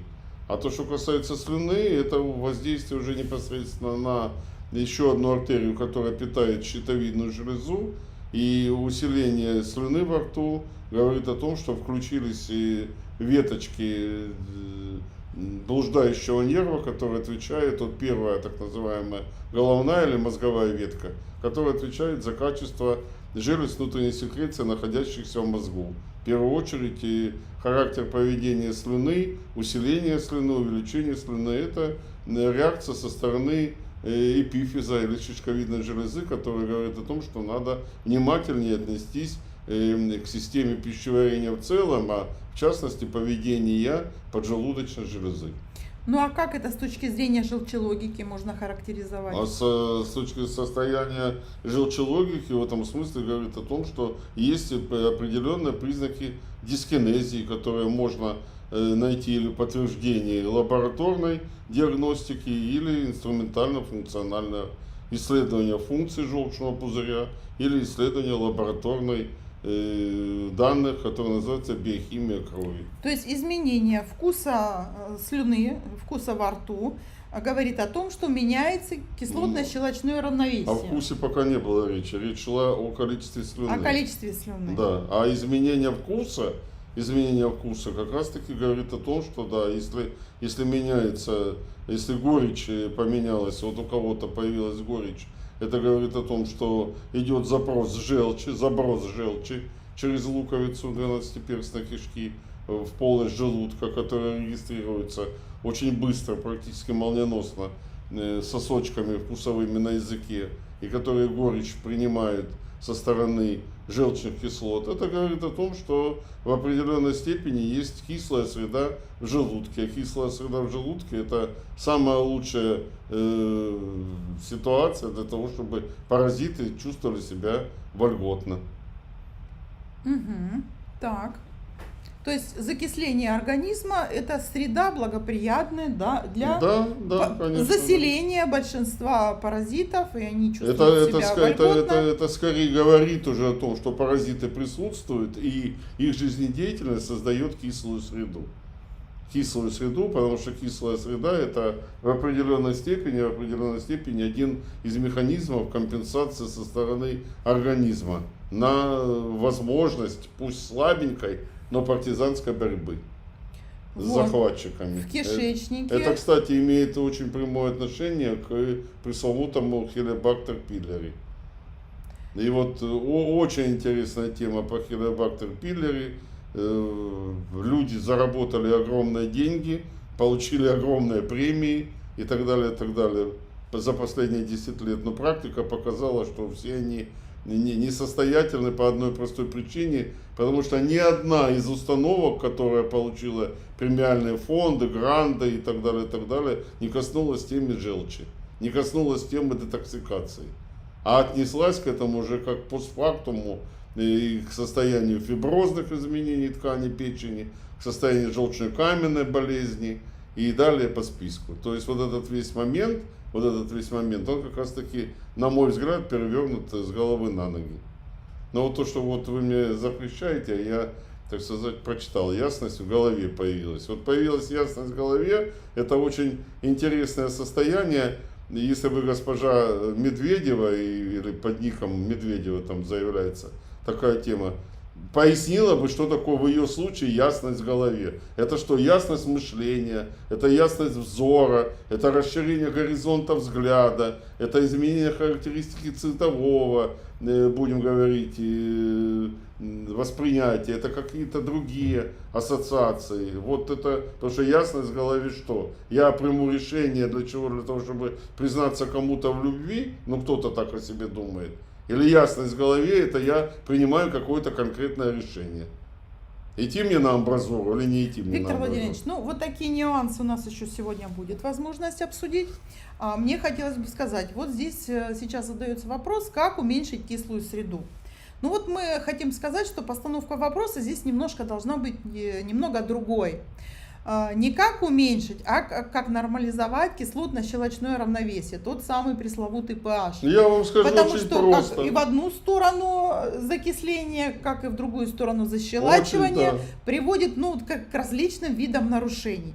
А мы сейчас с вами как раз таки и поговорим, как прийти именно к этому равновесному балансу pH при помощи здоровой желчи, как нам Правильно. ее получить, чтобы прийти к этому равновесному состоянию, когда наша система адаптации Не просто дает возможность нашему организму в лице кислотно-щелочного равновесия флотировать или в щелочную сторону, или в кислую сторону. Вот вам ответ. Это нормализация желчи. Это нормализация желчи. 7,1, 7,6. Вот это показатель нейтральной среды. Вот за это надо бороться. Вот за это надо бороться, за эти показатели. Хотите ли вы получить в свои руки самое идеальное, ну, на наш взгляд, во всяком случае, на сегодняшний день из известных миру решений защиты от паразитов и инфекций, наладить желчелогику, чтобы действительно ощутить полноту жизни? Перестать бояться заражения, уверенно защитить себя и своих близких, значительно улучшить свое текущее состояние, что крайне важно, и получить на перспективу массу новых сил и ощущений. Потому что ощущений новых не будет без новых сил. Об этом Сенека сказал 3000 лет тому назад. Вот за нашими спинами стоит наш мой любимый философ, книга Сенека старшего. Так вот там написано, что без новых ощущений не будет, новых ощущений невозможно получить без новых сил. Напишите, пожалуйста, кто хочет в свои руки получить вот такой инструмент. Да, и правильно вы пишете, у кого аноцидный гастрит, у кого гипероцидный гастрит, нам нужно идти к состоянию, приходить к состоянию нормализации. Нормацидности. И вот госпожа Медведева пишет: четкое восприятие цвета. Зрение стало четче. Вот ответ, о чем лежит. Что Вот мы с вами только-только желчь запустили в госпоже нормальную Медведевой надо приводить в порядок печень и желчный пузырь, потому что вот такая реакция на упражнение указывает на то, что желчного пурпура, желчного пигмента не хватает. Желчь у этой дамы в достаточной степени ослаблена, а желчный пигмент имеет прямое отношение к такому белку зрительному, который называется родопсин, который контролирует пресловутые палочки и колбочки, отвечающие за цветное зрение. Вот недостаток этого желчного пигмента, кстати, хочу вам сказать, который созревает именно в желчном пузыре. Это к вопросу тому, что ничего страшного, у меня убрали желчный пузырь, и я без этого как-то живу. Вот так вот за этим как-то все это и кроется.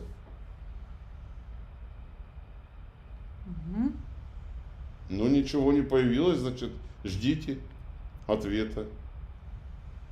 Татьяна Владимировна вам только рассказала о том, что реакции разные могут быть абсолютно. Это имеет и прямое отношение к истории вашей жизни, к истории того, с какими данными на сегодняшнюю встречу с нами вы пришли. То, что сейчас в английском языке очень любят, так сказать, шиковать этим выражением, то, что называется background. А в переводе на русский язык это заплечный мешок, условно говоря. Ну вот видите, а у вас и нет желчного пузыря. Вот, а что вы сделали? Вот, понимаете, 100% попадание. Почему в голове просветилось? Потому что вы усилили качество желчеотделения, желченакопления. Вот все совпало. Все совпало.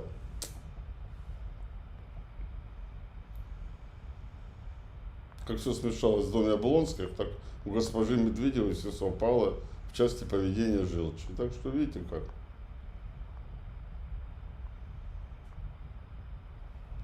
Итак, дамы и господа. А что им остается делать? Вот вы пишете, хирурги настращали. А что им остается делать, если есть протоколы? Вы понимаете, в чем дело? Вот нам пеняют, даже наши коллеги нам пеняют. Вот вы там сидите, сельские доктора, в диссертации защищали, степеней получали, а в деревне свои спрятались и сидите, всему миру дули крутите. Нет, мы дули не крутим, а мы советуем, что делать. Потому что у нас есть возможность, как частно практикующим врачам, имеющим собственную клинику, делать вам такие советы, формировать такие программы. Вот поэтому мы с открытым забралом с вами и общаемся.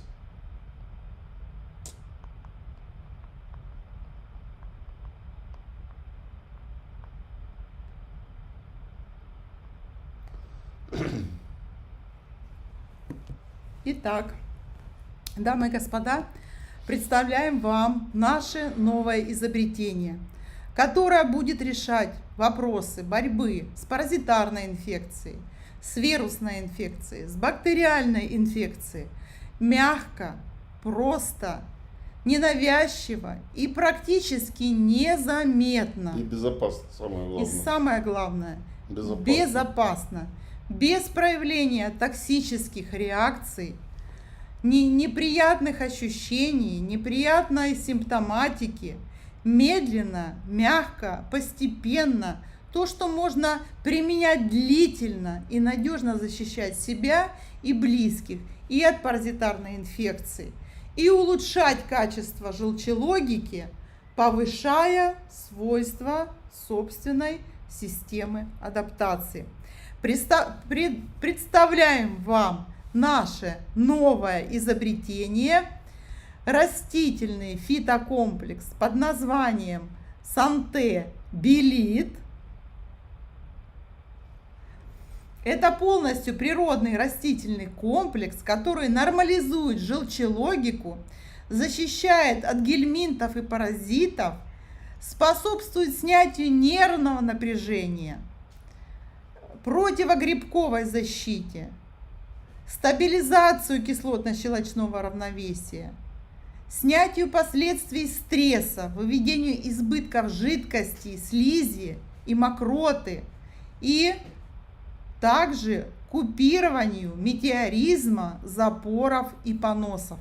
Вот какой фитокомплекс мы с Виктором Владиленовичем создали для того, чтобы жизнь людей стала лучше, легче, счастливее, и чтобы тема страха заразиться, получить паразитарную инфекцию не беспокоила нас, не отрывала нас от важных дел, и чтобы в наших семьях, в наших коллективах все было благополучно.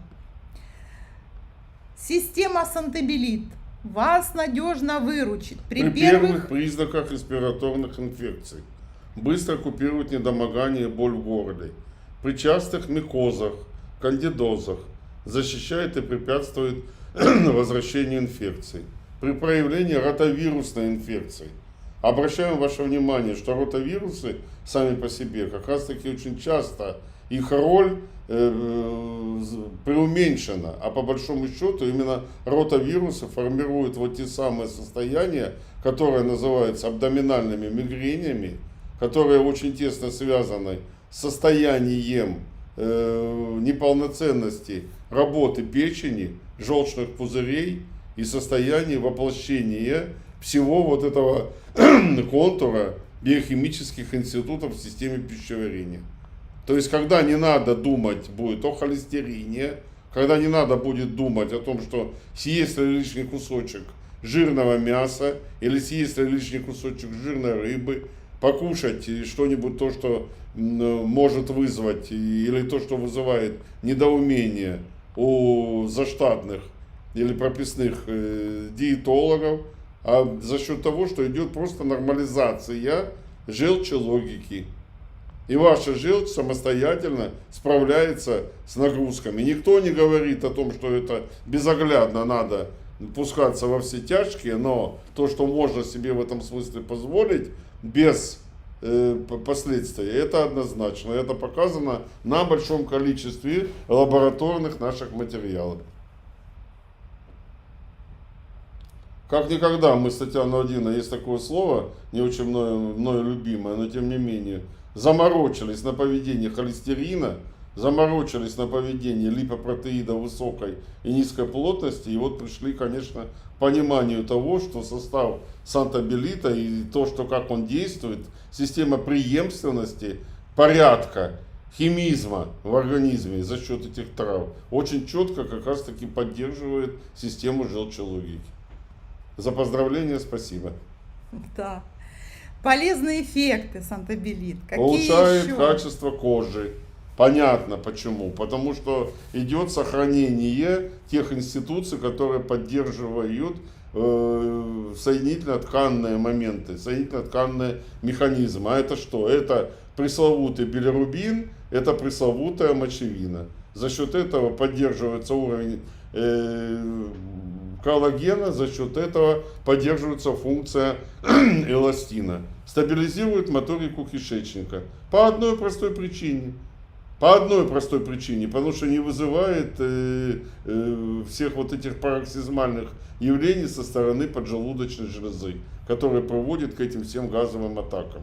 Стабилизирует холестерин и билирубин. Я уже сказал почему. Потому что нормализует функцию атерогенного индекса, формирует устойчивое поведение жирового обмена.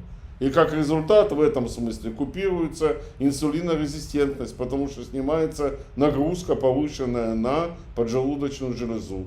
А все это в целом, моторика кишечника, холестерин, билирубин, инсулинорезистентность снимает признаки хронического воспаления в желудочно-кишечном тракте. И что, как результат? Улучшается работа мозга. Почему? Потому что поддерживается оптимальная функция оси кишечник-мозг.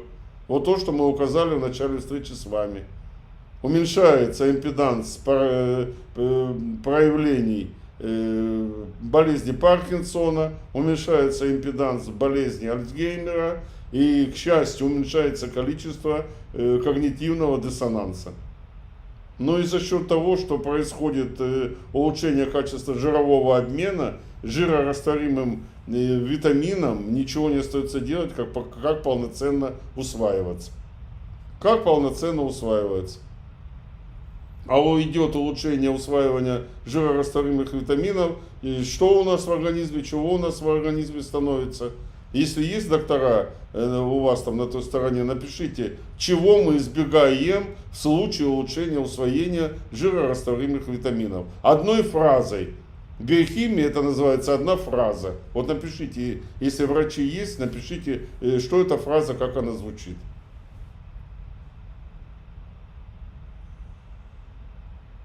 Да, особенно, да, вот тут Светлана нам пишет, особенно витамины группы В относятся к водорастворимым. Ну и хорошо, относятся. Ну, замечательно. Одна часть, и что, жирорастворимые. Ну, и что, в чем вы нас хотите упрекнуть? Есть их целый разряд, группы.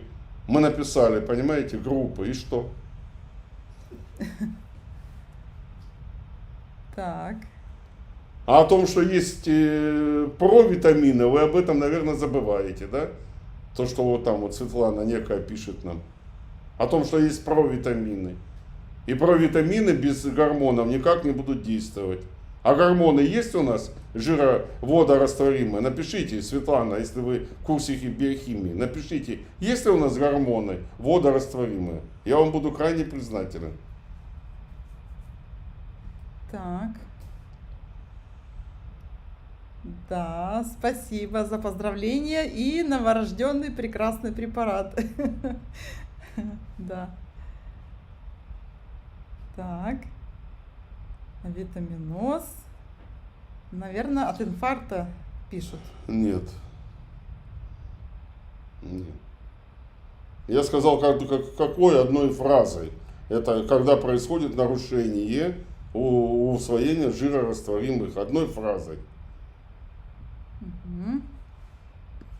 Вы с этой темой встречаетесь каждый день у себя на кухне, если неправильно храните определенные продукты.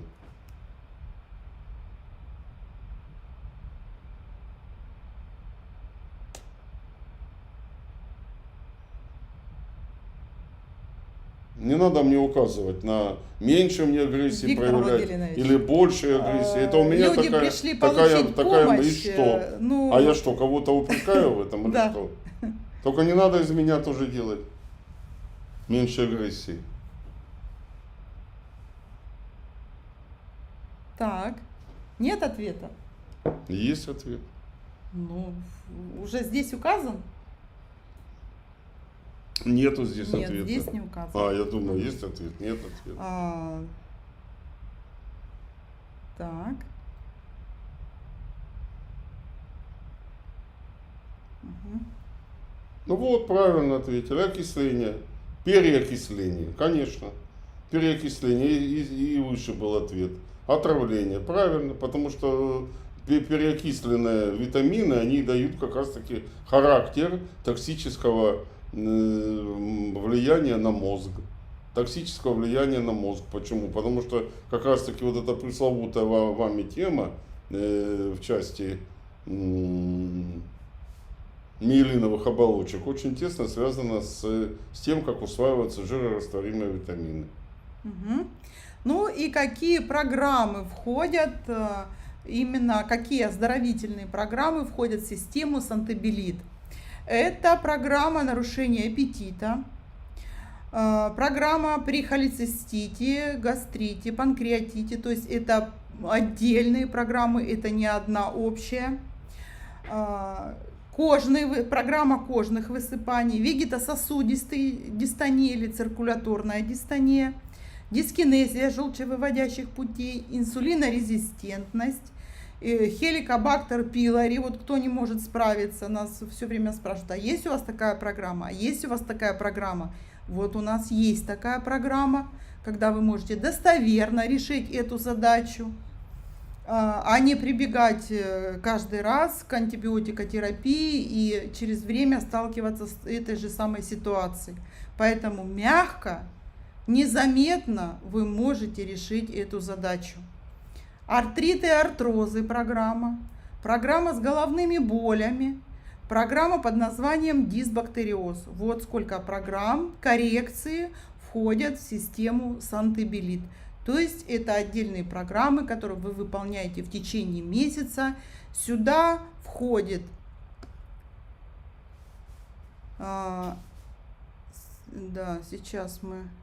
Сюда входит, во-первых, назначение индивидуальной схемы приема.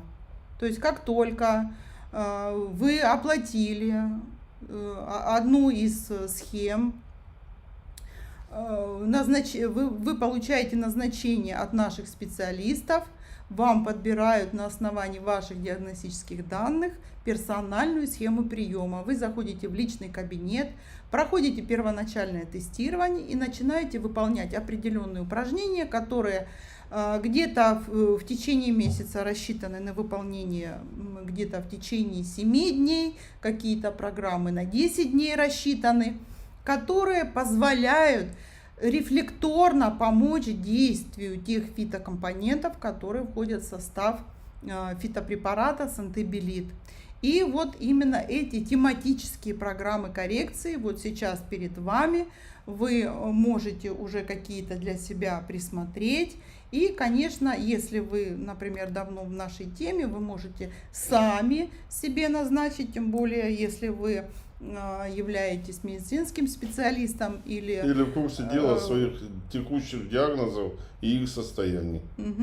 Или же воспользоваться рекомендациями наших специалистов. Да. По прошествии месяца, по прошествии выполнения наших рекомендаций, индивидуальной схемы и упражнений, вы можете также в личном кабинете самостоятельно пройти повторное тестирование и оценить ваши результаты.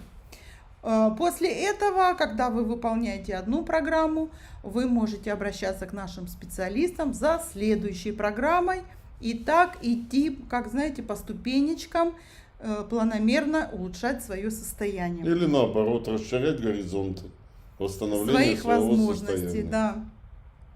И это идеальное решение для тех, кто заботится о здоровье на перспективу 10, 20, 30, даже 50 лет своего будущего своих близких, кто ставит задачу вырастить здоровых детей, внуков.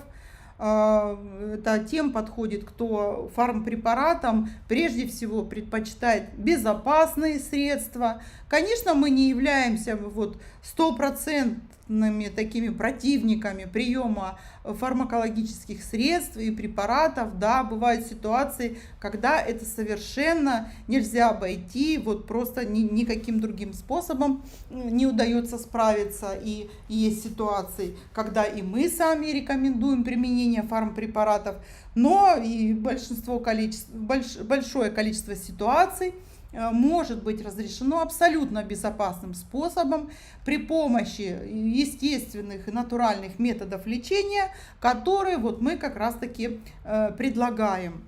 Также это идеально подойдет для тех, кто планирует и моделирует здоровую беременность. Есть молодые пары, которые к нам обращаются, никак не могут забеременеть. А есть те, которые могут забеременеть и говорят, мы в своей жизни подошли к этому важному моменту, и мы не хотим, чтобы это произошло как-то так спонтанно. Мы хотим максимально подготовиться и чтобы эту свою миссию на Земле выполнить полноценно и с максимально хорошим результатом. И обращаются к нам, и также мы разрабатываем персонально, подбираем такие схемы. Идеально для тех, кто считает, что профилактировать гораздо легче, чем лечить. Что бы то ни было, какие бы ни было нарушения. Ставит во главу угла качество жизни, и именно качество жизни семьи, коллектива, конечно же, и свое собственное качество жизни. И для тех, кто беспокоится об эмоциональной экологичности своей жизни. Вы знаете, как стрессы, каким катком прокатываются по нашему состоянию здоровья, какие последствия потом имеют. И именно снятие психоэмоционального напряжения при помощи этого препарата снятие психоэмоциональной нестабильности из-за того, что паразиты присутствуют в организме, тоже такой немаловажный факт, который помогает по жизни двигаться с большей продуктивностью. Да, ну и какие травы входят в состав? Вот здесь мы с Виктором Владимировичем ставили задачу минимизировать количество этих трав, потому что чем больше компонентов, тем больше вероятность, что где-то как-то может быть непереносимость. И вот здесь мы такой оптимизировали, минимизировали этот состав, и этот состав как раз-таки мягко, спокойно и незаметно решает большое количество задач, о которых мы поговорили. И различная вариабельность схем применения и у детей, и у взрослых дают просто прекраснейшие результаты. Мы этими травами пользуемся уже достаточно большое количество лет. Мы часть этих трав использовали вот прежде, наверное, уже практически 15 лет, это так уж и точно в нашей врачебной практике. А некоторые из них, вот новые, которые пришли буквально в нашу практику 2 года назад, но показали отличные результаты. Мы долго шли именно к этому составу. Вы знаете, что мы вот уже 6 различных препаратов для различных целей создали. И это наш 7-й препарат, наше новое изобретение, на которое мы возлагаем просто огромнейшие надежды. И эти надежды прежде всего связаны с качеством желчи. Санте – это французское слово, которое означает здоровье. Когда французская семья собирается за большим семейным столом, или франкоговорящая семья, да, то есть это может быть в разных странах, первый и самый важный тост, который произносится, он звучит «санте». Когда люди желают друг другу здоровья, собираются большой семьей за одним столом. И вот как раз абилит – это желчь, вы уже знаете, многие из вас знают и знакомы с этим названием. И это как раз-таки тот препарат, который даст нам и всему миру возможность нашей желчи быть здоровой. Санте-белит – это здоровая желчь.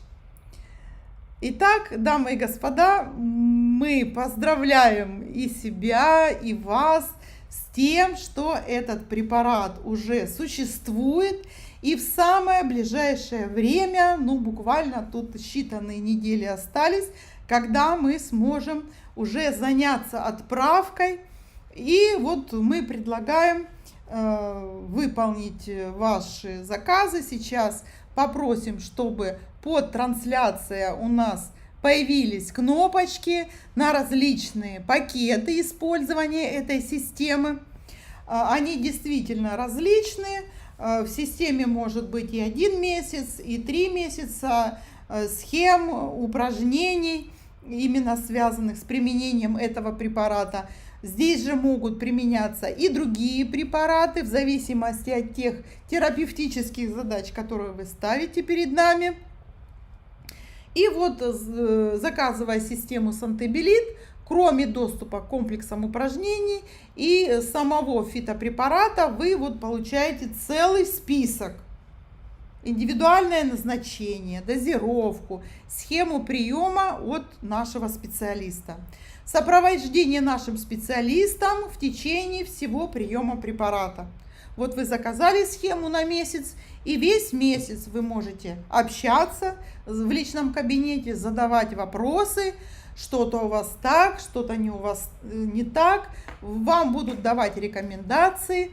Даже в случае, если у вас сформирована непереносимость какого-либо из компонентов, а вот посмотрите, да, пожалуйста, на состав, мы всегда рекомендуем, пожалуйста, прочитайте состав, пожалуйста, с ним ознакомьтесь, потому что противопоказаний, абсолютных противопоказаний нет, есть только лишь относительные при непереносимости какого-либо из компонентов.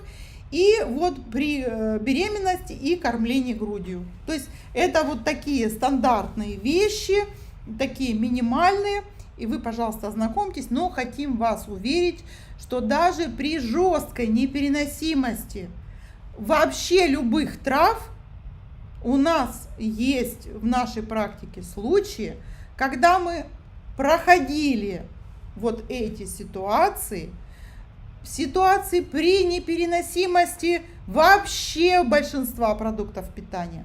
Мы тоже проходили с пациентами эти ситуации методом титрования, методом дополнительных рефлекторных упражнений, когда переносимость формировалась, когда мы продвигались именно в терапевтическом плане и получали ярко выраженные терапевтические результаты. Поэтому... Ведь по сути, если разобраться, я перебиваю Татьяну Владимировну, я повторюсь еще раз, если по сути вообще разобраться, то само предназначение здоровой желчи в виде названия этого препарата как раз таки и указывает на том, что мы лишаем возможностей аллергических проявлений. Почему?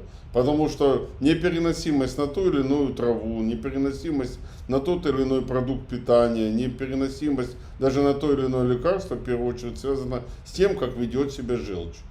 Нужно только время для того, чтобы привести ее в порядок. Просто привести ее в порядок. Угу. Вот вы спрашиваете цены, где цены? Цену каждого из пакетов вы можете узнать, когда вы оформите заказ. И должны вам сообщить, что вот цена старта, она всегда самая выгодная. И самые выгодные условия, вот кто действует первым, кто действует быстро, потому что у нас рассчитаны определенные партии. Вот первая партия по такой-то цене, по цене старта, по минимальной цене. Следующий, когда заканчивается эта партия, предлагается к реализации следующая партия фитопрепарата, которая уже по более высокой цене, но все равно она еще не так высока, как цена продажи, которая будет работать уже несколько позже. Возможно, это произойдет через неделю, возможно, это произойдет через несколько дней.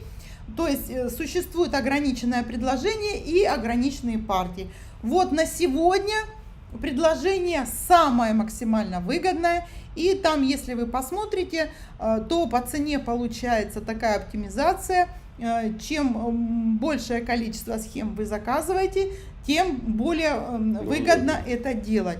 И хотим сказать, что вот такого предложения по цене, как сегодня, скорее всего, уже не будет, потому что у нас достаточно большая база клиентская, да, и цены, партии расходятся довольно-таки быстро, и цены меняются довольно-таки быстро. Вы уже знаете, как это происходило с первыми 6 предыдущими препаратами, поэтому рекомендуем вам зафиксировать самое выгодное на сегодня предложение.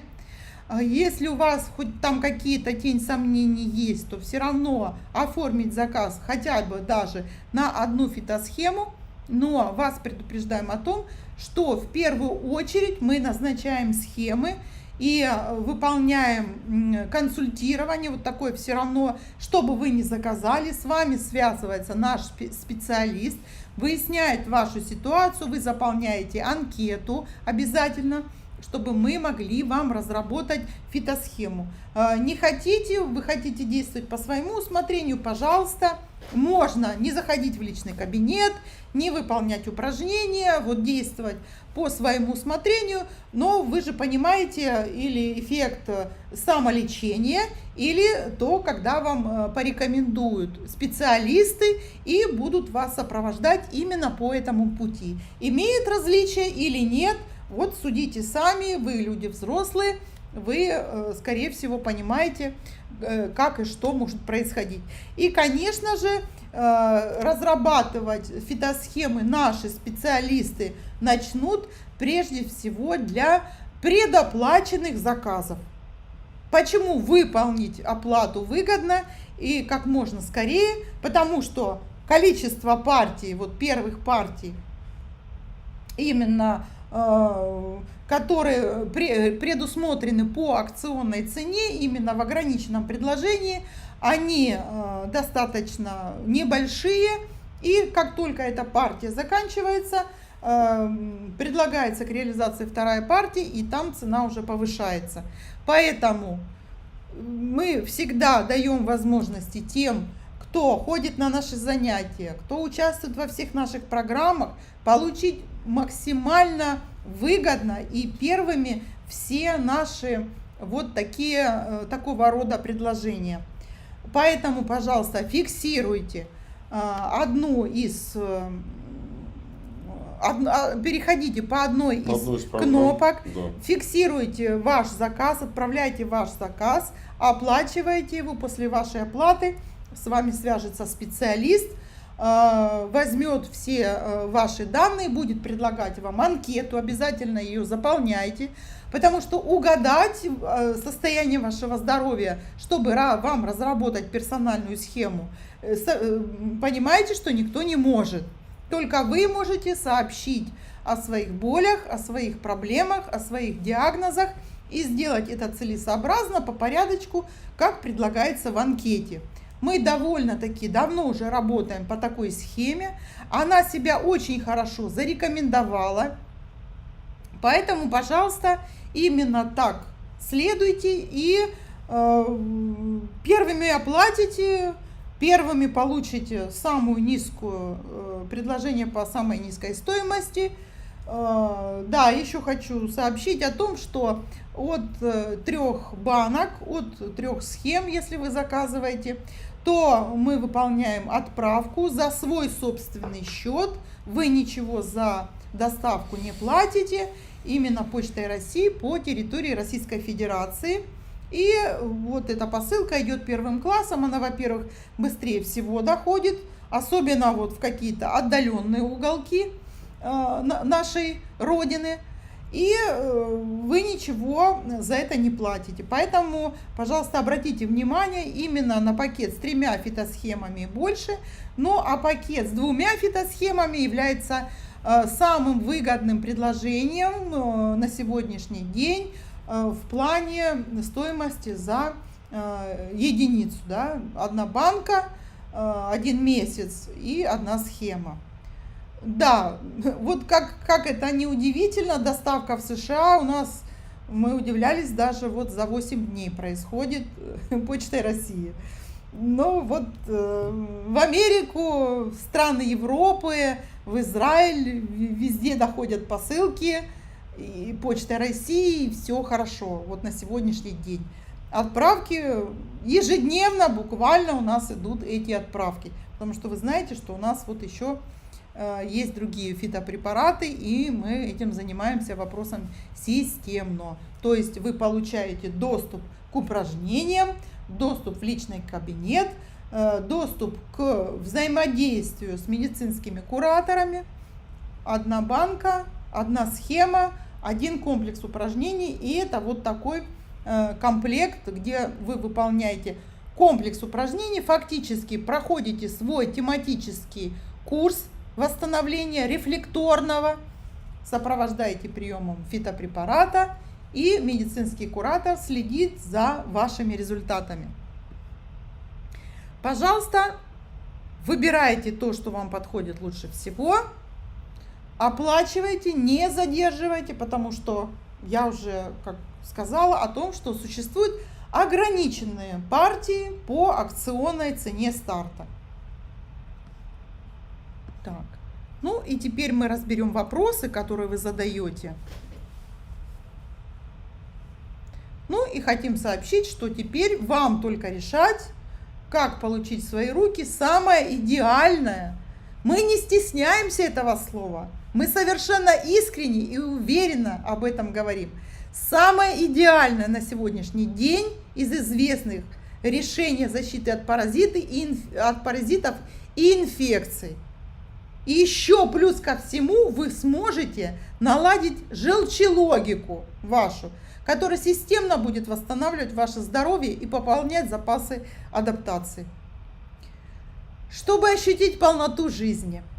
Вот, да, Виктор Владимирович. Ну, я за вами просто не успеваю. У вас Наши всегда- бенефис. Ну, Участники наших вот таких подобных курсов говорят, Я что просто хотел обостряется обоняние, да. Татьяна Ивановна, ну, давайте как-то какую-то парадигму. Меняется вкус, хочется каких-то других продуктов, обостряется зрение, изменяется качество слуха, изменяется качество кожи. Вот целый спектр изменений происходит у таких наших участников. Зачем это все вам нужно? Чтобы не только полноту жизни ощущать, перестать бояться заражения. Уверенно защитить себя и близких. Значительно улучшить свое текущее состояние. Повысить надежность на завтрашний день, на послезавтрашний день. Ведь недаром Татьяна Владимировна показала вам прогноз. Если вы прогнозируете свою жизнь на 10, 20, 30 и далее лет. Это не просто некий штамм или форма речи. Это на самом деле в чем люди нуждаются. Получить массу новых сил и ощущений. Не бояться побочных эффектов. Понимаете, не бояться побочных. Мы уже останавливались на этом, что огромное количество побочек, как принято говорить в народе, как раз таки проявляющиеся в токсичности. Очень многих людей отводит от необходимости помогать себе в этом смысле. Уметь мягко санировать желчевыводящие пути и желчный пузырь. Не доводить свое состояние до крупных камней, до мелких камней. А в том случае, когда это уже имеет место быть, то наши препараты, Сантабилит, он прекрасно улучшает качество моторики желчно-выводящих протоков. Вы же понимаете, это целая система. Это вот задается вопрос, что такое желчелогика? Желчелогика – это проведение желчи по всем путям следования в своем организме. И как раз таки, почему очень часто боятся желчно-выводящих продуктов? Потому что состояние спазма луковицы 12-перстной кишки не позволяет желчному пузырю освободиться от сладжа, освободиться от песка, освободиться от конкрементов, крупных или мелких. А как раз таки сладж сам по себе, он уже является предтечей формирования мелких конкрементов. А мелкие конкременты очень быстро превращаются в крупные. Почему? Потому что формируется спазм в области луковицы 12-перстной кишки, в области сфинктера Оди. Вопрос, можно ли применять вот эти все схемы при отсутствии желчного пузыря? Обязательно. Не просто можно, а нужно. Обязательно. Вот вам пример. Госпожа Медведева написала. Отсутствующий желчный пузырь и получила, вот я не знаю в какой экспозиции временной, улучшение качества цветового зрения. Вот найдите мне хотя бы пример, вот что-нибудь из известных Big Pharma препаратов, которые бы у вас за считанные минуты улучшили качество цветного зрения. Вот там пытаются нас там обвинить в том, что витамины жирорастворимые, водорастворимые. Татьяна Владимировна даже мне ногу оттоптала уже, чтобы я с вами помягче. Я не думаю, что я там кому-то нагрубил прям. В чем моя агрессия там кому-то Виктор видна? Владимирович, Мне не очень давайте по существу. Можно я мысль закончу? Да. По существу? Да. Так моя мысль по существу, она как раз таки заключается в том, что улучшение качества желчеформирования и желчевыделения, даже в случае удаленного желчного пузыря, повышает качество желчевоплощения. Вот в чем дело. Вот в чем дело. При отсутствующем желчном пузыре нужно обязательно корректировать Конечно. состояние желчелогики. И не просто состояние желчелогики, а фиксировать вот эти все, будем говорить, хвостовые моменты. Это вот этот пресловутый холестерин, это пресловутые все вот эти вот моменты, которые связаны с моментами нарушения инсулина, поведения инсулина, метаболические процессы и так далее, и так далее. Угу. Да, система при узлах в щитовидке есть. Конечно же, разрабатываем мы такие схемы. Потому что большое количество обращений. Потому что узлы в щитовидке это по сути дела, воплощение того, как ведет себя 12-перстная кишка в первую очередь, в частности, а тонкий кишечник в целом. Вот отсюда формируются все эти процессы с щитовидной железой. Да, здесь вопросы, можно ли оплатить завтра. Конечно, если вы сегодня оформите заказ, можно будет совершенно спокойно оплатить завтра. Заказ имеет свою актуальность в течение 2 суток. После этого, если партия заканчивается и заказ не оплачен, заказ отменяется. Но в течение 2 суток вы спокойно оплатите. Да. Значит, Алена спрашивает, если я сейчас не могу оплатить, и я не клиент Тинькофф. Но если вы не клиент Тинькофф, вам ничего не мешает все равно в Тинькове оформить договор на рассрочку. Это вообще не является никакой проблемой. Самое главное вам сейчас зафиксировать именно счет, зафиксировать заявку, зафиксировать ваш заказ. И тогда менеджеры просто с вами свяжутся и помогут вам эти вопросы реализовать. Да. Так. В одной упаковке сколько штук? Ответили, здесь уже 120 капсул. Так. При узле в щитовидной железе схема индивидуальная назначается, разрабатывается. И за это ничего дополнительно платить не надо. Наши специалисты ознакомятся с вашей ситуацией, вы заполните анкету. Если выписки есть и они понадобятся медицинские, туда прикрепляете. И вам разрабатывается персональная схема. И в эту схему, возможно, входит не только этот препарат, а есть у нас еще 6 других наших фитопрепаратов, которые комплексно будут решать эту задачу. Потому что если есть узлы в щитовидной железе, то одними узлами там тема не заканчивается.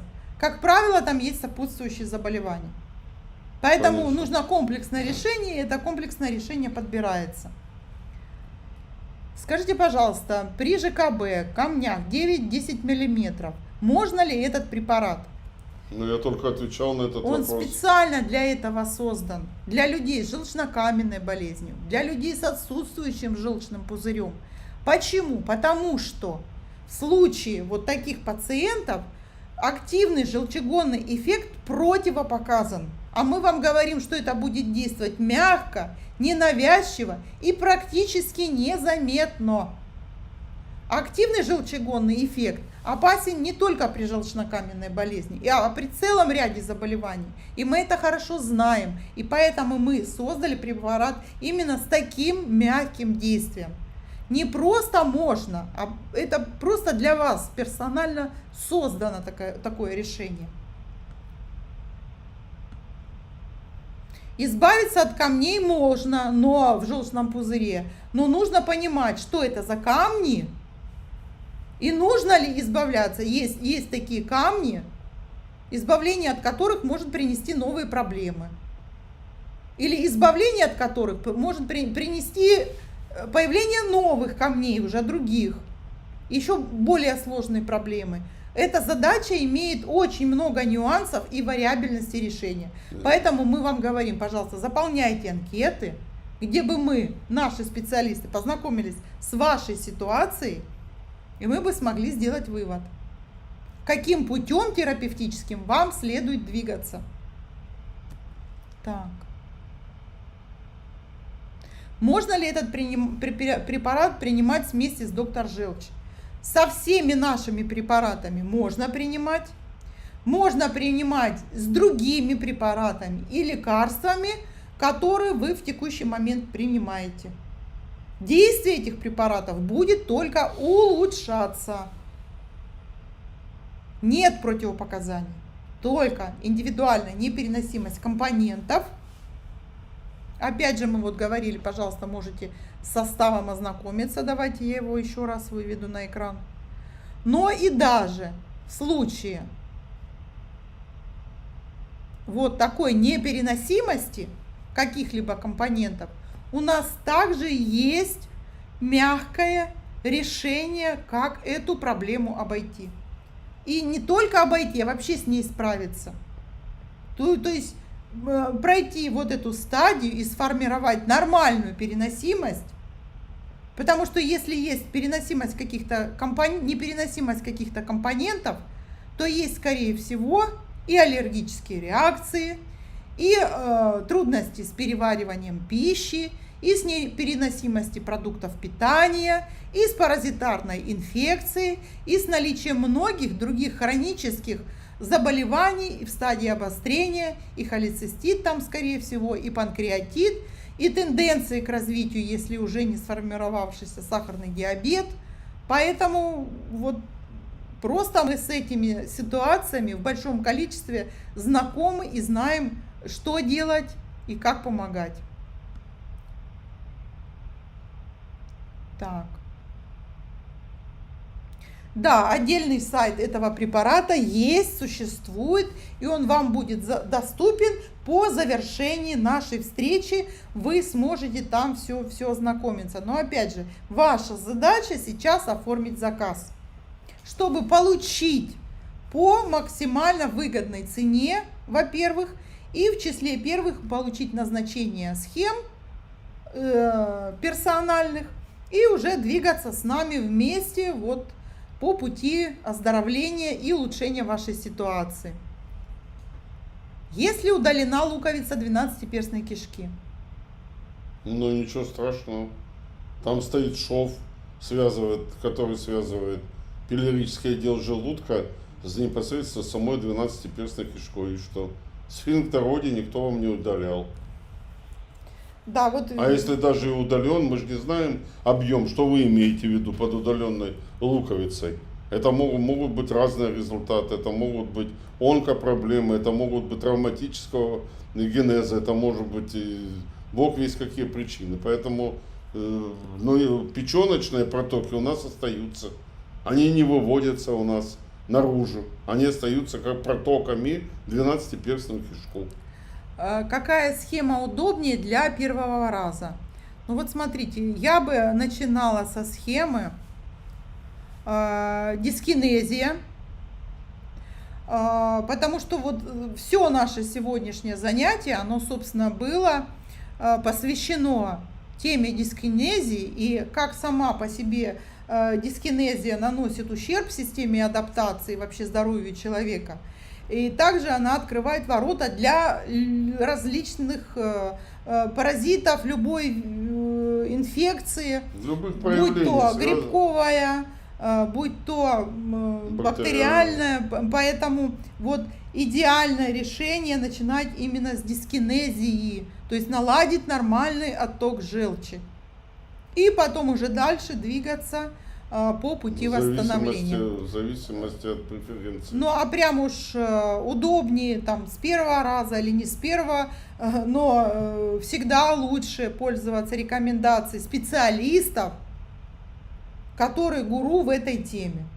Пожалуйста, мы вам предлагаем, обращайтесь, наши специалисты вам разработают.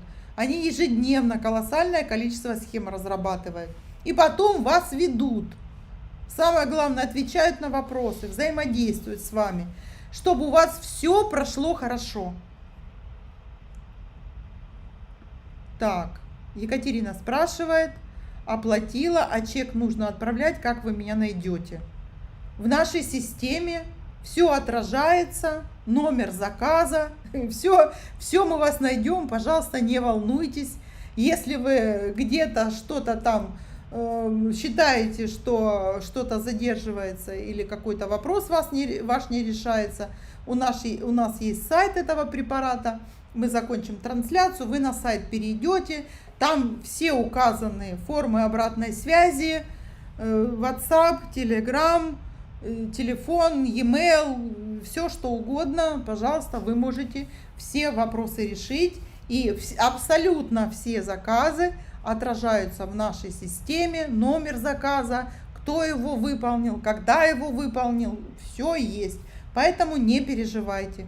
Но, как правило, в таких случаях заказов бывает очень много, и мы в первую очередь, наши специалисты, связываются с предоплаченными заказами, поэтому бывает иногда приходится прям вот подождать несколько дней.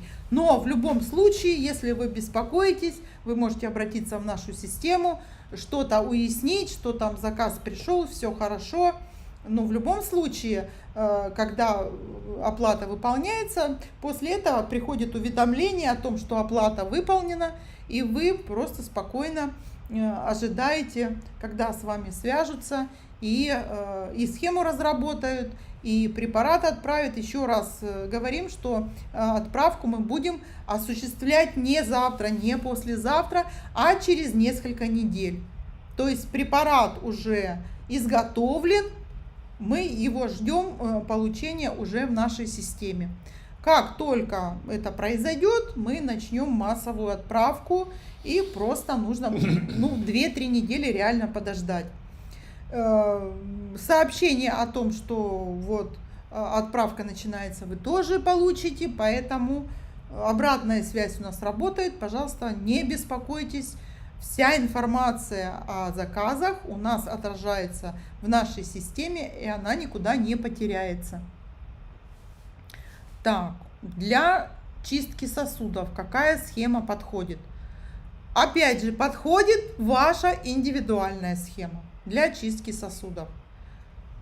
Оформляйте заказ, выполняете предоплату, с вами связываются и разрабатывают вам персональную схему. Конечно же, анкету нужно будет для этого заполнить, чтобы специалисты ознакомились с вашей ситуацией.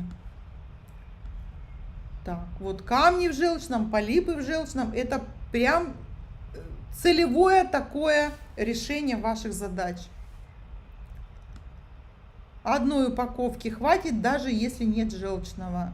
На что? Какая задача у вас? Вопрос в исходном состоянии и в том, какую задачу вы ставите. Можно ответить, на что хватит, на что не хватит. Но в любом случае, любое количество улучшит ваше текущее состояние. Так, если есть возрастные ограничения, эти вопросы, да, в каком банке что оформить, эти вопросы помогают решать наши менеджеры службы заботы. Поэтому, если вы оформили заказ, то вам точно помогут выполнить оплату там, не в Тинькове, там, значит, каким-то другим банком или другим способом. Да, поэтому ваша задача оформить заказ. При ЖКБ сколько нужно баночек? Опять же, я говорила о том, что желчнокаменная болезнь имеет различные стратегии ее решения этой ситуации. Поэтому нужно ознакомиться с вашей ситуацией, чтобы вам эту стратегию разработать, и потом, чтобы вы уже шаг за шагом по ней двигались. Поэтому все делать нужно планомерно. Большое количество людей с желчнокаменной болезнью к нам обращаются. И вот удалять желчный пузырь, не удалять, а мы всегда говорим: давайте бороться. Давайте бороться и сохранять любым способом. Удалить вы всегда удалите. Что вы потом делать будете? Ведь ситуация не меняется после того, как желчный пузырь удаляется. Камни начинают образовываться в желчных протоках, а это еще более сложная ситуация. И в этом смысле ответ на вопрос Лидии. Можно ли при камнях в почках? Не только можно, но и нужно. Потому что это практически один и тот же механизм, по большому счету. На вершине которого написано кальций. Кальций. Как признак хронического и острого воспаления в организме. Который дает и формирует модель чисто химическую и в желчном пузыре, и в печени, и в почках, и является причиной развития аденом в различных местах, в различных железах. Детям с какого возраста можно применять? С возраста, когда ребенок переходит на самостоятельное питание или когда ребенок на неестественном вскармливании с самого начала находится. То есть, да, примерно годик, да? Ну, есть... Давайте конкретные ситуации, Конечно. мы будем разрешать конкретные ситуации. По мере поступления. Потому что у нас есть не только этот препарат, и решения могут потребоваться не только те, которые сейчас на экране. Конечно, есть система композиции. Можно ли, да, при камнях в почках, Виктор? Ну, я только ответил на этот вопрос. Хорошо. Да. Ровно так же, как и про узлы в щитовидной железе я ответил. Конечно. Потому что это связано с ЖКТ. где на те анкеты уже оплачена там определенная сумма. Анкета вам придет на электронную почту, просто немножечко подождите. Большое количество заказов обрабатывается, поэтому анкета вам обязательно придет. Вы внимательно, не торопясь, заполните ее спокойненько, подробно опишите свое состояние, и если у вас есть диагнозы, которые вам поставили, ну и просто там по пунктам пройдетесь, ответите на те вопросы, которые в анкете. И все. И там еще что нужно будет? Адрес доставки обязательно указать, не торопитесь, чтобы никаких ошибок там не было. А то поторопились потом, ой, я неправильно заполнила, а мне уже отправили и так далее. Вот давайте, чтобы так не было, чтобы все было четко и правильно, и не было ни у кого никаких ошибок. При онкологии легких можно? Пользуясь случаем, я хочу, уважаемые коллеги, сказать, что не просто можно, как я люблю повторять, но и нужно, потому что, по сути дела, мы закрываем эффект токсичности. Уберите слово онкологию, поставьте паразиты. Или уберите паразиты, поставьте онкологию. Токсичность на организм везде практически одинаковая в части поведения нервных тканей, в части поведения лимфатической системы, в части поведения кроветворения и качества крови. Поэтому я еще раз говорю, не просто можно, но и нужно. Потому что любая форма онкологии, она нуждается в подкреплении, усилении вот этих институтов, которые занимаются очисткой, если говорить на бытовом языке, улучшением качества очищения, вымывания токсических продуктов из организма. Я надеюсь, это понятно. Расскажите про применение БАД ребенком 9 лет. Да, возможно, все это возможно, нужно знать ситуацию.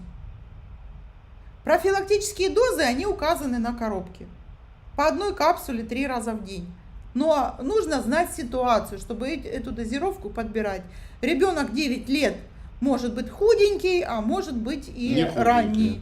И такой пышное тело, и дородный. Да, поэтому ситуации разные, и лучше подбирать индивидуально, и у вас такая возможность есть, и платить за это ничего не нужно. Пожалуйста, не пренебрегайте этой возможностью.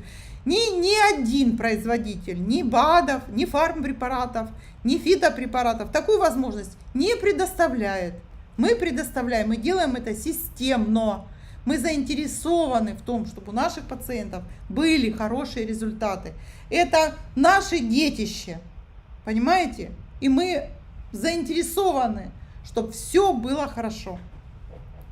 Поэтому вот помимо самих фитопрепаратов здесь еще существует целая система, которая помогает получать результаты и все выполнить правильно.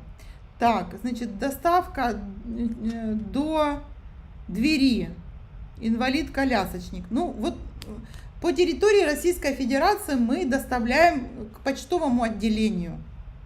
Понимаете? Если уж надо до двери, то приходится заказы вот именно такие отправлять там, где до двери. С ДЭКом. Ну, с ДЭК тогда вам просто нужно отдельно с этим СДЭКом связываться, чтобы они доставку выполняли до двери. Вы понимаете, доставка до двери – это такое растяжимое понятие. Например, почтовое отделение там СДЭКа находится в каком-то крупном городе. Вот вы же понимаете, какая наша страна огромная. А вы живете на человек Хуторе. находится в какой-то там деревня, село или вот маленький поселок. А это могут быть сотни километров. И как эта доставка до двери? Вы же понимаете, насколько это растяжимое понятие? Поэтому есть отработанная схема, если до двери, то это СДЭК, и это за ваш счет, потому что там счета могут доходить до нескольких тысяч рублей. И это никак заранее предугадать невозможно. Вот мы то, что обещаем, мы выполняем. От 3 банок по территории Российской Федерации Почтой России. Поэтому вот такое у нас предложение, и мы это исполняем. В Украину не могу сейчас пообещать. Да не Сами надо ничего, знаете, конечно, да. Так, может помочь при золотистом кишечном стафилококке. Обязательно. Обязательно поможет, потому что сама по себе природа золотистого стафилококка это как раз таки та самая бактериальная форма, которая зависит от того, как наплевательски ведет себя желчь по отношению к поджелудочной железе. Просто по наплевательству. Она ее манкирует, она ее отодвигает. И золотистый стафилококк пышным цветом розария тонкокишечного расцветает. Так, а И что? пожирает. Манкирование куда девается, Виктор Владимирович? Усиливаем качество желчи через то, что мы заставляем печень, говорим ей: эй, царица ночная, а ну-ка хватит с молодыми фаворитами в постели кувыркаться. Давай делом занимайся. Так. Улучшаем качество выработки желчных кислот. Вот в чем дело. После операции на желудке, онкологическая операция, можно ли принимать этот препарат? Но я только отвечал по поводу легких, конечно. Я еще раз говорю, что поменяйте местами онкологию на паразитов, паразиты на онкологию. Речь идет о токсическом химизме. Как бы вы его ни называли, органика под названием лямблии, паразиты, кошачья двухузка. Или рак сам по себе, но это все равно по сути дела изменение химической структуры обмена. Конечно, можно. Конечно, можно. От токсокороза схемы помогают? Так, а токсокороз это общее название этой проблемы. Токсокороз это вот все. Это как география. Конкретно, индивидуально разрабатываем схемы, которые планомерно будут улучшать ваше состояние. И в случае токсокороза.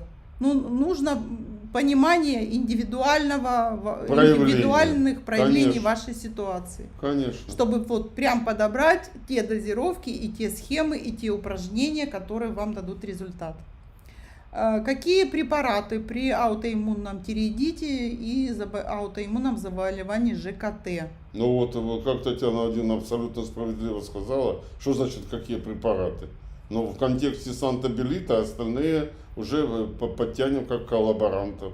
Но начинать с дискинезии. Подберем вам конечно, комплект, конечно, который прям будет вашу будет ситуацию в точку решать. попадать, да. Да. Так.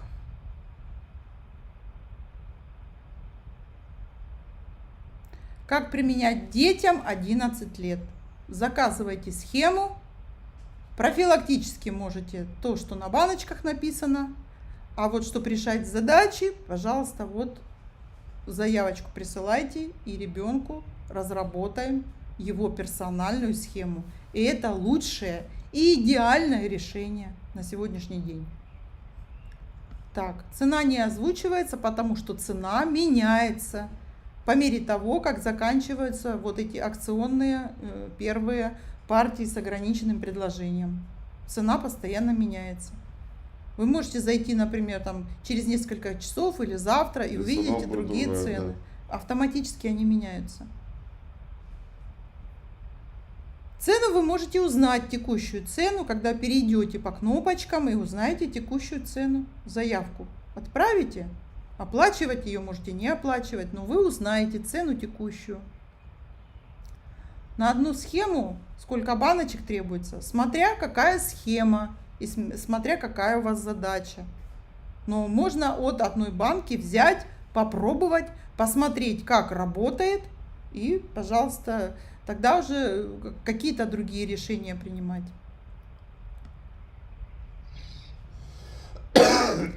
Так, подскажите, пожалуйста, если по анализам нет дефицита витаминов, по ультразвуку печень, верхние ЖКТ органы в порядке, а чувствую себя неважно. Ну это надо заказывать развернутую. Гипотереоз. Конечно, это надо заказывать развернутое иридосканирование. Чтобы понять, что с вами происходит, нужно иридоанализ выполнить, и тогда мы скажем, что с вами происходит. Одного вот этих 2-3 строчек описания вашего состояния недостаточно, чтобы сделать вывод. Угу.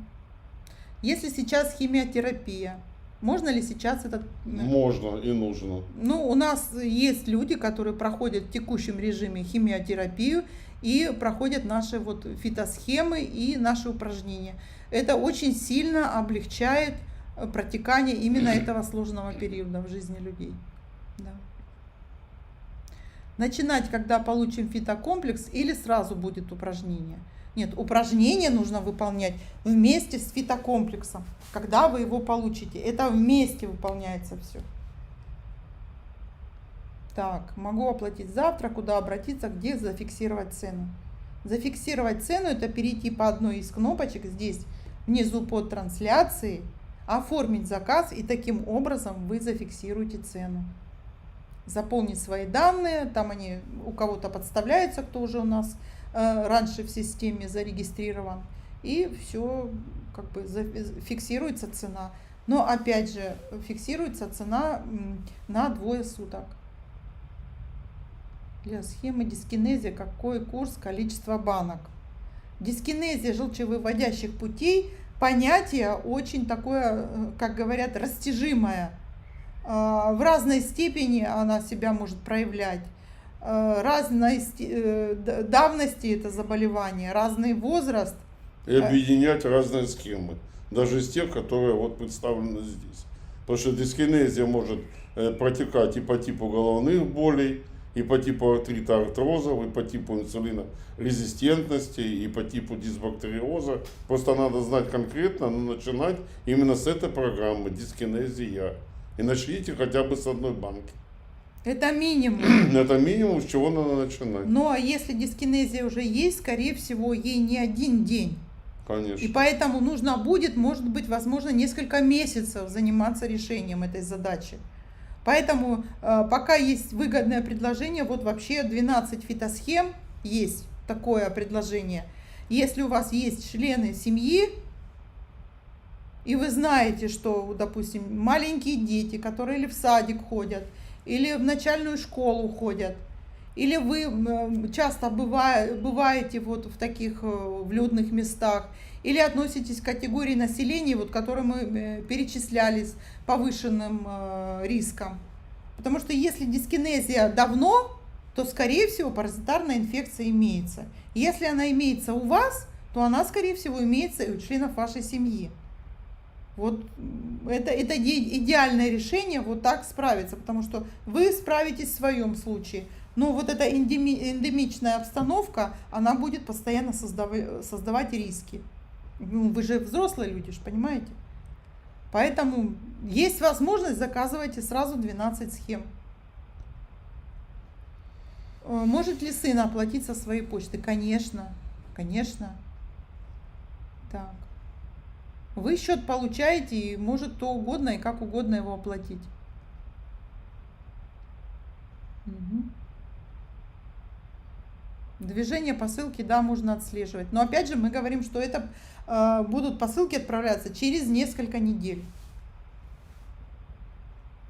Начинать с одной банки, как часто повторять прием. Смотря какая у вас задача. Разные задачи требуют разного количества месяцев их решения. Да, и различного индивидуального расчета, конечно. Это вот к вопросу, поскольку капсул принимать. Есть протокольная регламентация, есть индивидуальная, поэтому в каждом конкретном случае это решается индивидуально. Ну вот профилактические дозировки — это 3 капсулы в день. Но это опять же, что профилактировать и в какой ситуации?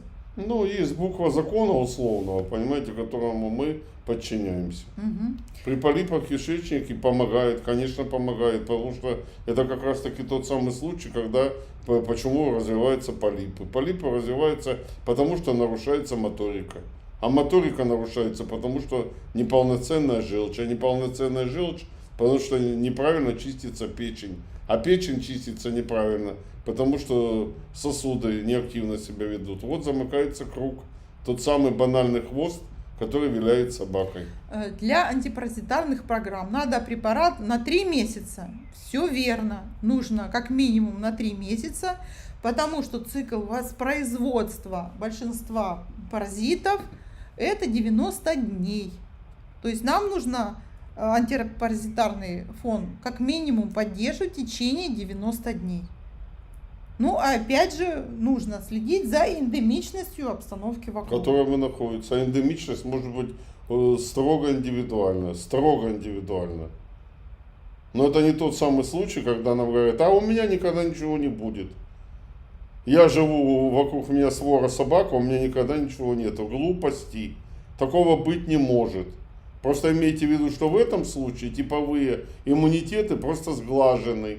Они не так проявляются.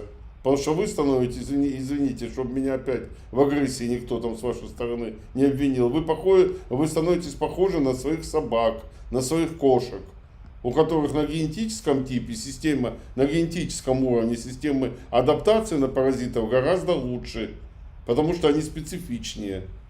Ведь недаром же говорят, что кошки и собаки становятся похожи на своих хозяев, а хозяева похожи на своих кошек и собак.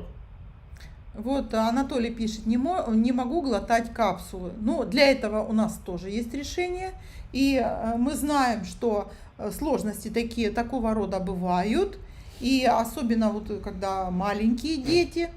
Поэтому у нас капсулы, во-первых, маленького размера. Во-вторых, есть решение для тех людей, которые не могут глотать капсулы. Поэтому ничего здесь такого сверхнового вы нам не сообщаете. Это обычная текущая рабочая ситуация. Так. По консультации сейчас, консультацию сейчас какую вы хотите получить? Сейчас вы не можете никакую консультацию получить, потому что мы на вебинаре с Виктором Владимировичем, а наши специалисты все сейчас заняты разбором заказов, заявок и предоплаченных заказов. Но консультацию заказать можно будет. Просто обратитесь по завершении, там есть форма обратной связи на сайтах, сайт будет доступен, заказывайте консультацию, и там же разные консультации бывают. Объемы, да. Да. Цена одного курса в зависимости от того, какое количество месяцев и схем, и какая терапевтическая задача. Но я считаю, вот просто как минимум 3 фитосхемы нужно заказывать.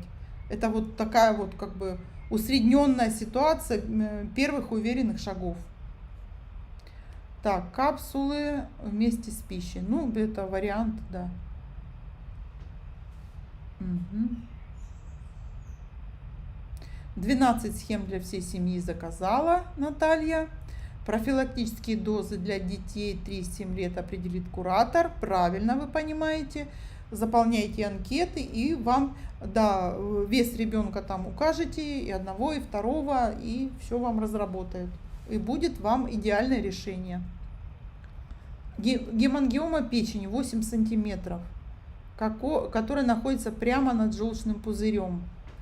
Можно ли этот препарат? Конечно, можно. По программе дискинезии. Потому что в этом контексте как раз таки вот локализация гемангиомы и ее размеры очень четко указывают на проблемы желчеобразования и желчеформирования печеночной желчи. А гемангиома, так сказать, это вот недостаток функционала со стороны сосудов системы венозной. Значит, надо обращать внимание на состояние толстого кишечника. И это женщина пишет или кто? Виктория. Виктория. И на состояние гинекологического этажа. Угу. А можно ли сантебелит для животных домашних, чтобы уменьшить риск заражения от них в дальнейшем? Ну, если вы кормите своих животных черной икрой вместе с шампанским, то, пожалуйста, давайте сантебелит.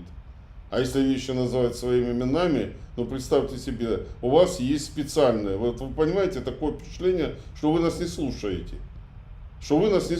Мы специально с Татьяной Владимировной, я вам говорю, что вот момент истины сегодняшней встречи с вами заключается в том, что мы максимально ограничиваем вас от токсического воздействия антипаразитарки. Зачем же вы будете животным давать человеческий препарат, когда для животных есть свои разработки?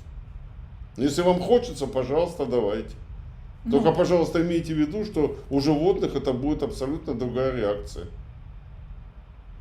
У животных нет когнитивного диссонанса на том уровне, который он бывает у людей. У животных не бывает болезни Альцгеймера, у них по-другому совсем ведут себя нервные окончания. И так далее, и так далее, и так далее. Такое впечатление, что вы о 9 жизнях кошек никогда не слышали. Аутоиммунный хеликобактерный гастрит поможет? Конечно, поможет. Я почему говорю, конечно, поможет, потому что я вот жду не дождусь всегда вот этих вот, понимаете, перверсий. Уже появился аутоиммунный хелиобактерный гастрит, аутоиммунный. Понимаете, до какого состояния денолом или другими антибиотиками с содержанием висмута. Откройте Google, это вот для знатоков жирорастворимых и нежирорастворимых витаминов. Посмотрите, из чего сделан денол. И никто из вас не возмущается. Понимаете? А вот эти антибиотики, они уже довели состояние реакции слизистых до того, что развился аутоиммунный гастрит хелиобактерного типа. То есть настолько уже хелиобактеру выстелили дорожку везде, понимаете, что он уже аутоиммунно воздействует на систему адаптации, на систему желез внутренней секреции. Ну, похвалите своих терапевтов и гастроэнтерологов за это. При гепатозе поможет? Обязательно. Когда зуд кожи головы, на что обратить внимание? На печень.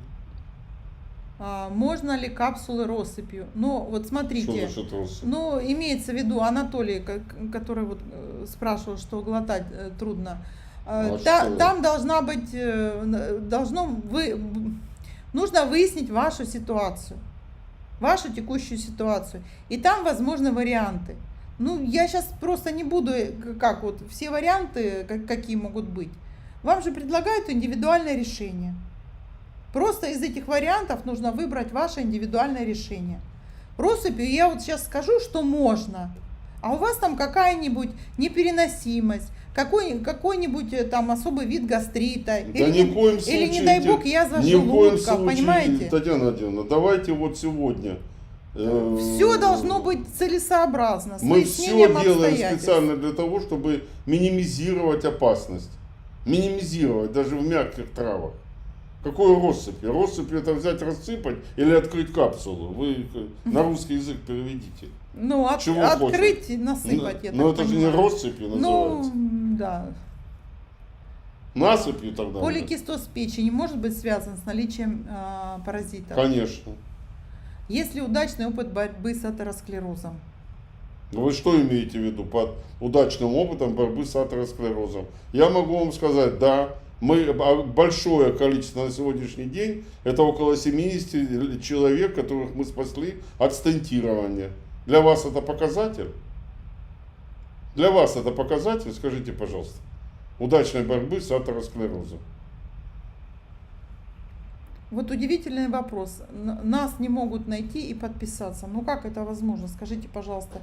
Столько, вот вы на YouTube хотя бы зайдите, каждый день новое видео, и в каждом видео все наши контакты, все наши сайты. Ну как так не может подписаться? Ну что ж вы, честное слово. Так, дамы и господа, мы продолжим отвечать на ваши вопросы. И еще у нас масса вопросов, которые вы задавали до начала нашей встречи. У нас сейчас подошло время выполнять вторую часть комплекса упражнений. И давайте поставьте, пожалуйста, единички, кто готов к выполнению второй части, чтобы мы с вами все выполнили вовремя. Так.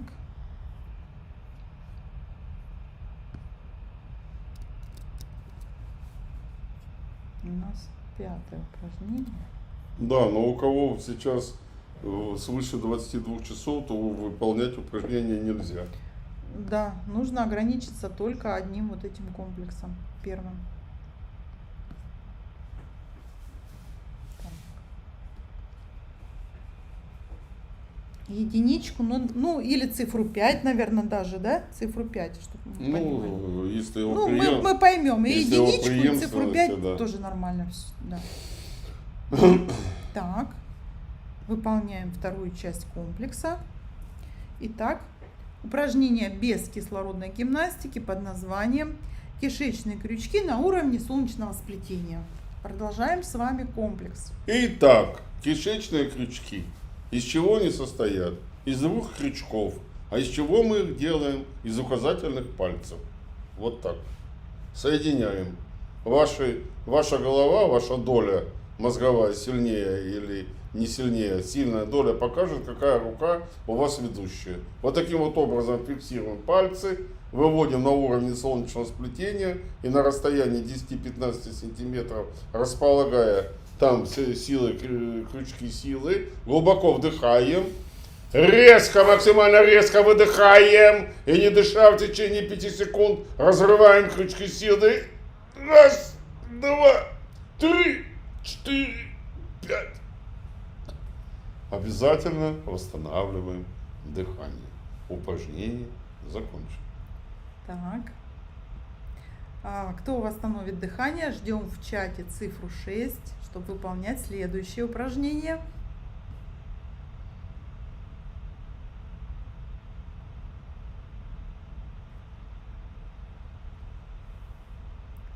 Ждем в чате цифру 6 и переходим к следующему упражнению. Да, на вопросы ответим. Обязательно давайте сейчас выполним комплекс. По времени как раз положено это делать. Цифра 6 появилась. Следующее воздействие на биологически активные точки под названием фэнчи.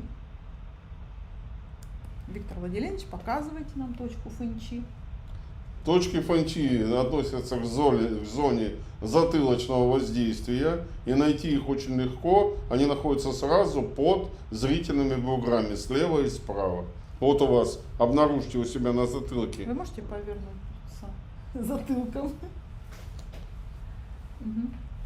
Да, вот хорошо видно. Можете показывать, хотите. Вот он зрительный бугор. Вот он зрительный Да, бугор. давайте я покажу, Он потому что парный. Он вот парный. Вот под ним сразу. кости черепа сразу. Вот сразу под ним находится точка фэнчи. Раз, точка фэнчи. И с другой С стороны. другой стороны. Вот таким вот образом ставите свои большие или то, чем вам удобно Или воздействовать указательно. на эти места, ну, у кого какая, вот. И одновременно в течение 90 секунд воздействуете на эти места. Разнонаправленно. Ну, они и получаются разнонаправленности, это только 90 секунд. 90 секунд, поехали.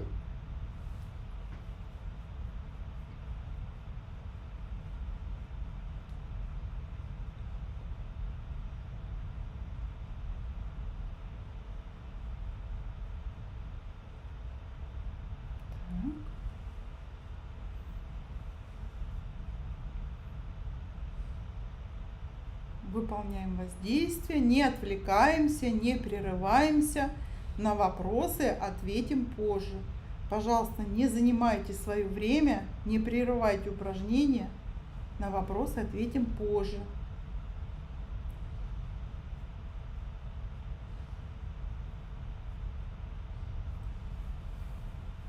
Еще 8 секунд по моим. Расчетом, да? Все, закончили. Закончили и ждем от вас цифру 7, чтобы перейти к следующему воздействию.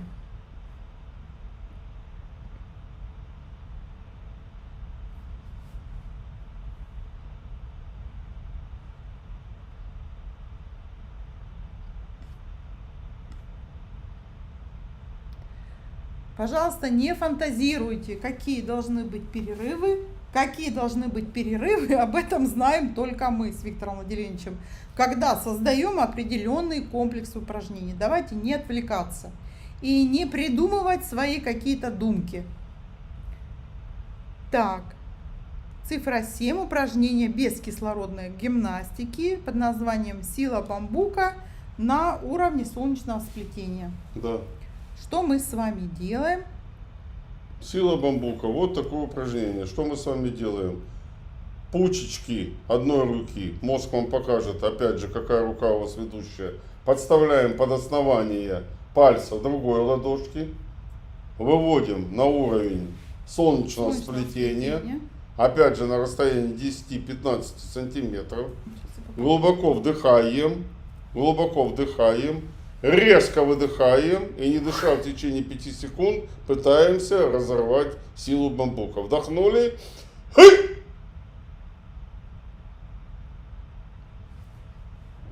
немножко раньше начала. Вот. Аскариды пошли. На выход. Кашель появился, аскариды пошли. Вот еще одна. Так. Цифру 8, пожалуйста, ставьте, кто восстановил дыхание. И завершаем этот комплекс мы воздействием на нашу авторскую точку доктор Желчь. Опять же по правилу левой руки, правой руки.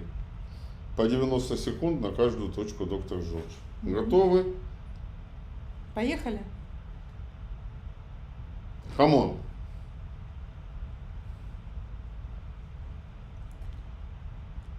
Или опять скажут, что вы на английском, название препарата на французском, разговариваете на английском. А часть вообще на латыни. Да, сало русское продолжаете есть. Нет, не русское, белорусское. Очень вкусно, кстати, рекомендую. Очень вкусно. Сало белорусское, это Так, Виктор Владимирович, что? мы воздействуем на точку доктор Ну Желчь. так и что? Спазмы все снимем. И что? А Аппетит что? появится. У кого-то слюна пошла? Ну хорошо. Больше, чем нужно. Хорошо, это хорошо. Что там со временем воздействия? Работаем. Трудимся. Работаем. Не Да, монтируем. очень аккуратно, чтобы не нарушалась кожная поверхность. Вот видите, у нас тут даже вот такие профессиональные уже да, мозоли мозоли, да. трудовые. Но достаточно Помогающие, уверенная стабилизация конечно. происходит, рефлексы Конечно. формируются, А и, как же? собственно, помогает нам проводить такое количество эфиров, лечением пациентов, консультированием заниматься постоянным, поэтому нам нужно много энергии с Виктором Владимировичем, и мы знаем, как ее получить. Перешли на противоположную. Поехали.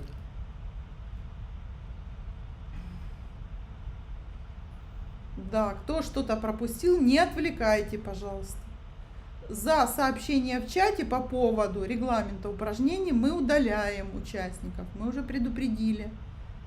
И предупредили, почему это мы делаем. Мы за безопасность, за максимальную безопасность того, что происходит на наших эфирах.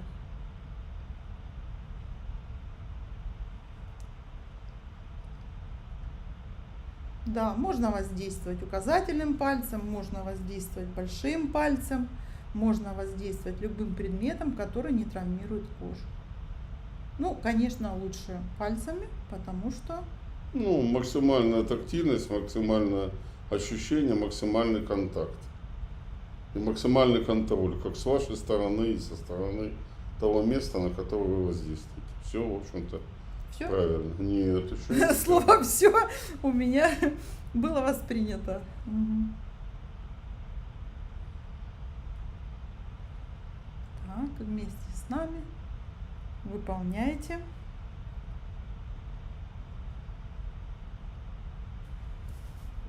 И что мы... Кстати, очень дисциплинирует чувство меры и чувство времени. Очень дисциплинирует. Мгм. А теперь все.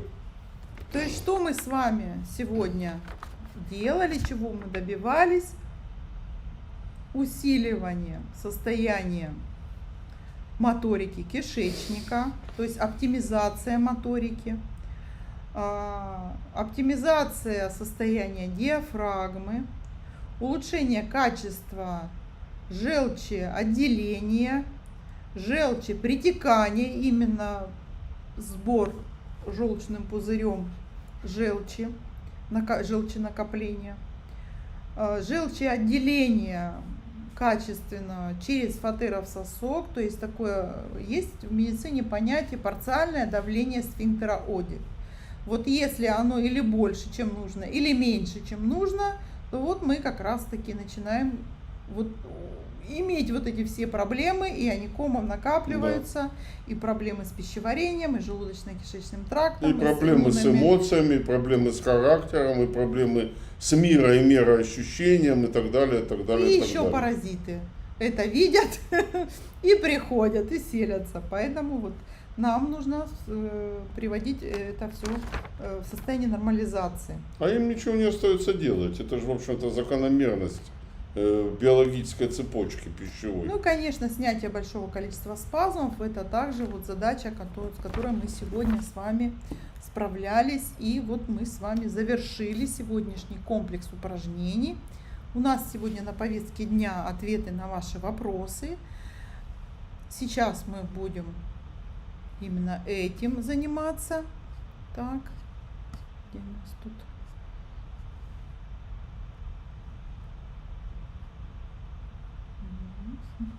Ну, давайте я здесь исправлю.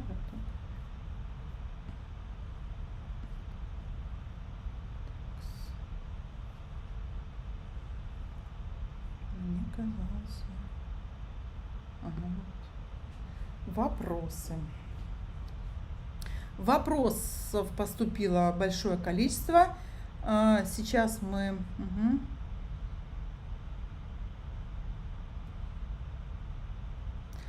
Как выполнять этот комплекс, с каким интервалом? Никак самостоятельно не выполнять. Ни с каким интервалом. Пожалуйста, вот четко прислушивайтесь к нашим рекомендациям. Что и как самостоятельно выполнять, это будет находиться в личном кабинете и будет разработано персонально для вас в соответствии с оценкой вашего состояния и с теми задачами, которые вы ставите перед собой, перед нами, чтобы мы вместе пришли к тем результатам, которые вы ожидаете. И только такой путь мы считаем правильным, идеальным и целесообразным. А сейчас начинаем отвечать на ваши вопросы. Их достаточно много пришло. И вот просто по порядку. На какие-то мы уже ответили, поэтому вот глубоко останавливаться не будем, а вот те, которые достаточно дискутабельны и еще в большей степени вам непонятны, немножко подробнее. Вопрос пришел такой: опасаюсь камней в желчном пузыре, вот глистогонный эффект, очистку прежде наша подписчица проходила, и были такие вот результаты, которые достаточно тяжело переживались, и сейчас они имеют достаточный эффект, это связано с качеством зрения, поэтому переживают, что еще могут камни пойти. Уверяем вас, что наши препараты не создают активный желчегонный эффект, и мы считаем активный желчегонный эффект опасным в большинстве случаев, поэтому все происходит мягко, и наши препараты как раз и разработаны, препараты и упражнения, схемы для таких людей, у кого камни, полипы, сладж в желчном пузыре, перекрут, перегиб, перетяжки, S-образная форма, отсутствующий желчный пузырь. Вот в этих всех ситуациях абсолютно это все применимо, и мы считаем это идеальным, единственным идеальным решением, которое существует на сегодняшний день. Все, что мы создавали, все 7 препаратов именно применимы в таких ситуациях и которые решают вопросы таких ситуаций. Вопрос: может ли псориаз развиваться из-за паразитов? Может, и из-за паразитов в том числе. Потому что как раз таки псориаз из-за паразитов и псориаз не из-за паразитов является яркой иллюстрацией поведения, характеристики так называемой кожной желчи. То есть недостаточность ферментов, которые образуют лимфозащиту в лице поджелудочной железы и селезенки, как раз таки отзывается на поведение кожи. Поэтому с учетом того, что паразиты являются одним из раздражителей печени и уничижителями качества желчи, желчных кислот, конечно, может развиваться. Следующий вопрос. Внучка скрипит зубами, грызет ногти. Это от паразитов? Во-первых, но мы не знаем, сколько лет вашей внучке. Если это 20 лет вашей внучки, то надо исключать подвывих второго шейного позвонка. Собственно, это надо и у маленьких детей смотреть. Но по большому счету, то, что западная медицина открестилась от того, что грызть ногти и скрипеть зубами, это не относится к паразитам. Это они сделали абсолютно напрасно. Почему? Потому что это является одним из ярчайших проявлений так называемого лямблиозного невротизма. Мгм. Так.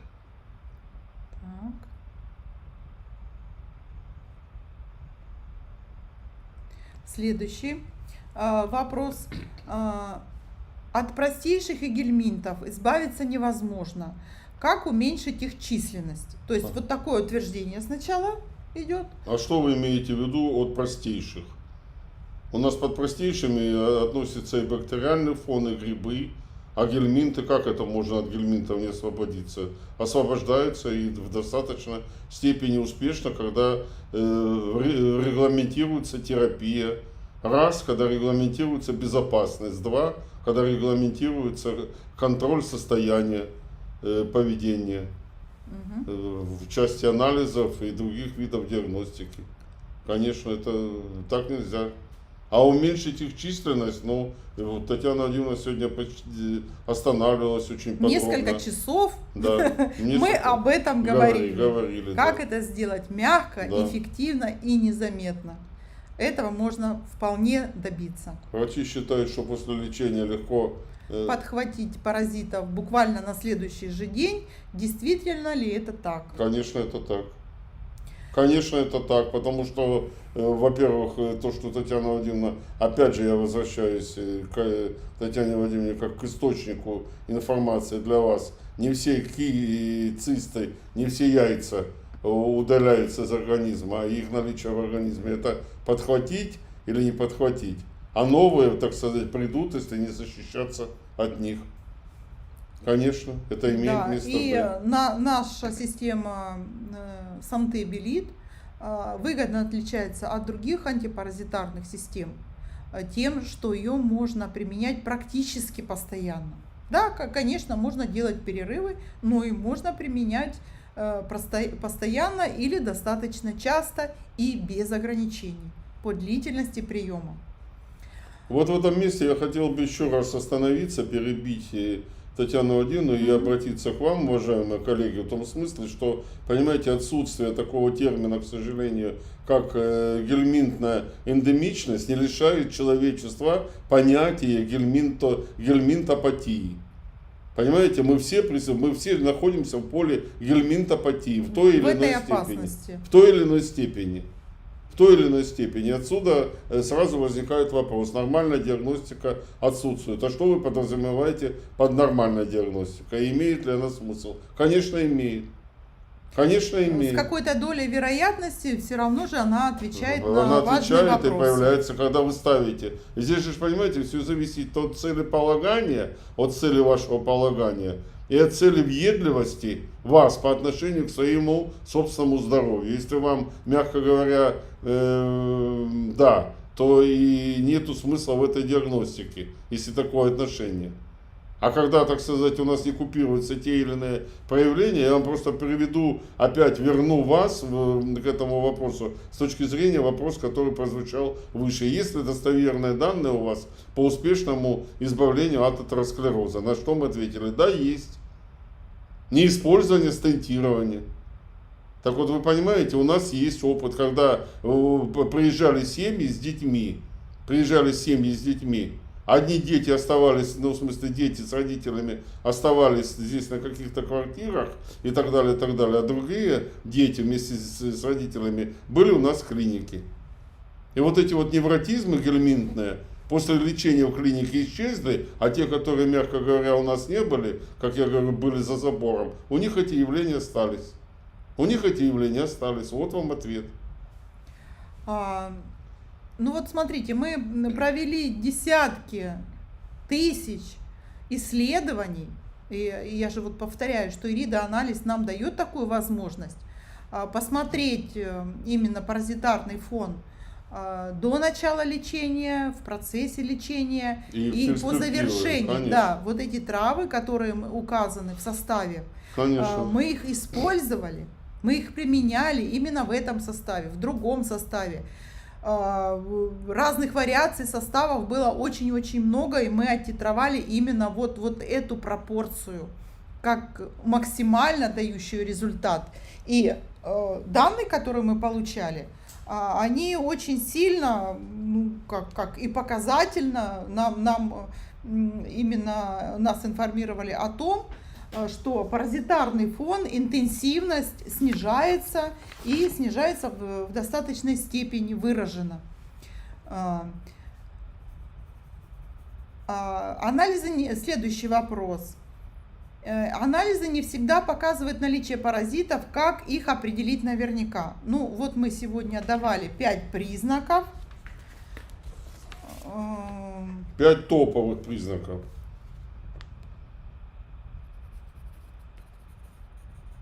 Ну вот ориентируйтесь на них. И мы давали еще один самый главный признак, это о котором нам все время говорил дед, опытнейший медик, прошедший, ну, достаточно. Владимир, это не важно, прошедший. Самое главное, что это подтверждалось большой практикой, огромной практикой. Ну и, конечно, интернет в помощь. Туда, как только зайдешь, сразу видишь огромное количество различной симптоматики. Да, в ней можно просто потеряться в этой симптоматике, но она также является именно свидетельством наличия паразитов, и существует большое количество тестов.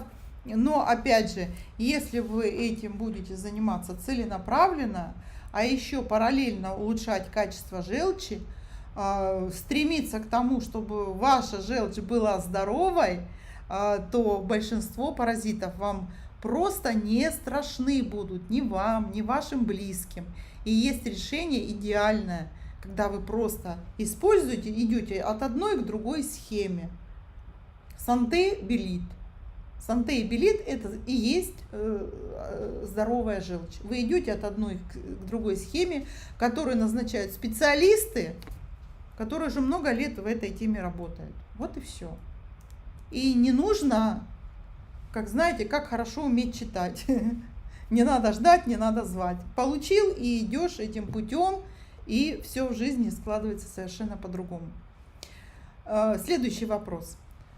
Зуд в анусе, в промежности – это симптомы паразитов или диабета второго типа?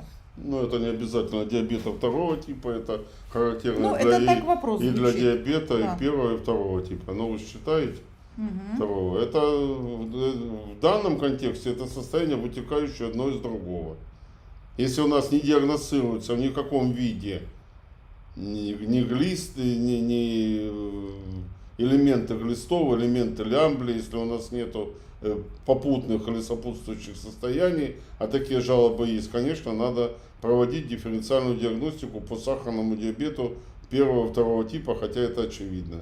Но по большому счету, по клиническому, по большому счету, диабет вытекает, конечно, в большом количестве случаев, вот даже для Чехии. Вы знаете, что одна из европейских стран, там, по качеству жизни и так далее, но Чехия занимает первое место по сахарному диабету второго типа. Так вот, Чехия как раз таки находится сейчас в так называемом гельминтовом ореоле. Имейте, пожалуйста, это в виду. То есть надо очень четко дифференцировать эти состояния. А потом я хочу вам сказать, что при купировании сахаров, вот эти жалобы клинические, они купируются. Ну а если с точки зрения дифференциальной диагностики, а с точки зрения невыявления паразитов, то да, это как раз таки лишний раз это подтверждает. Угу. Так, влияют ли паразиты на ритм сердца? Влияет. Влияют ли паразиты на развитие полиноза? Влияет.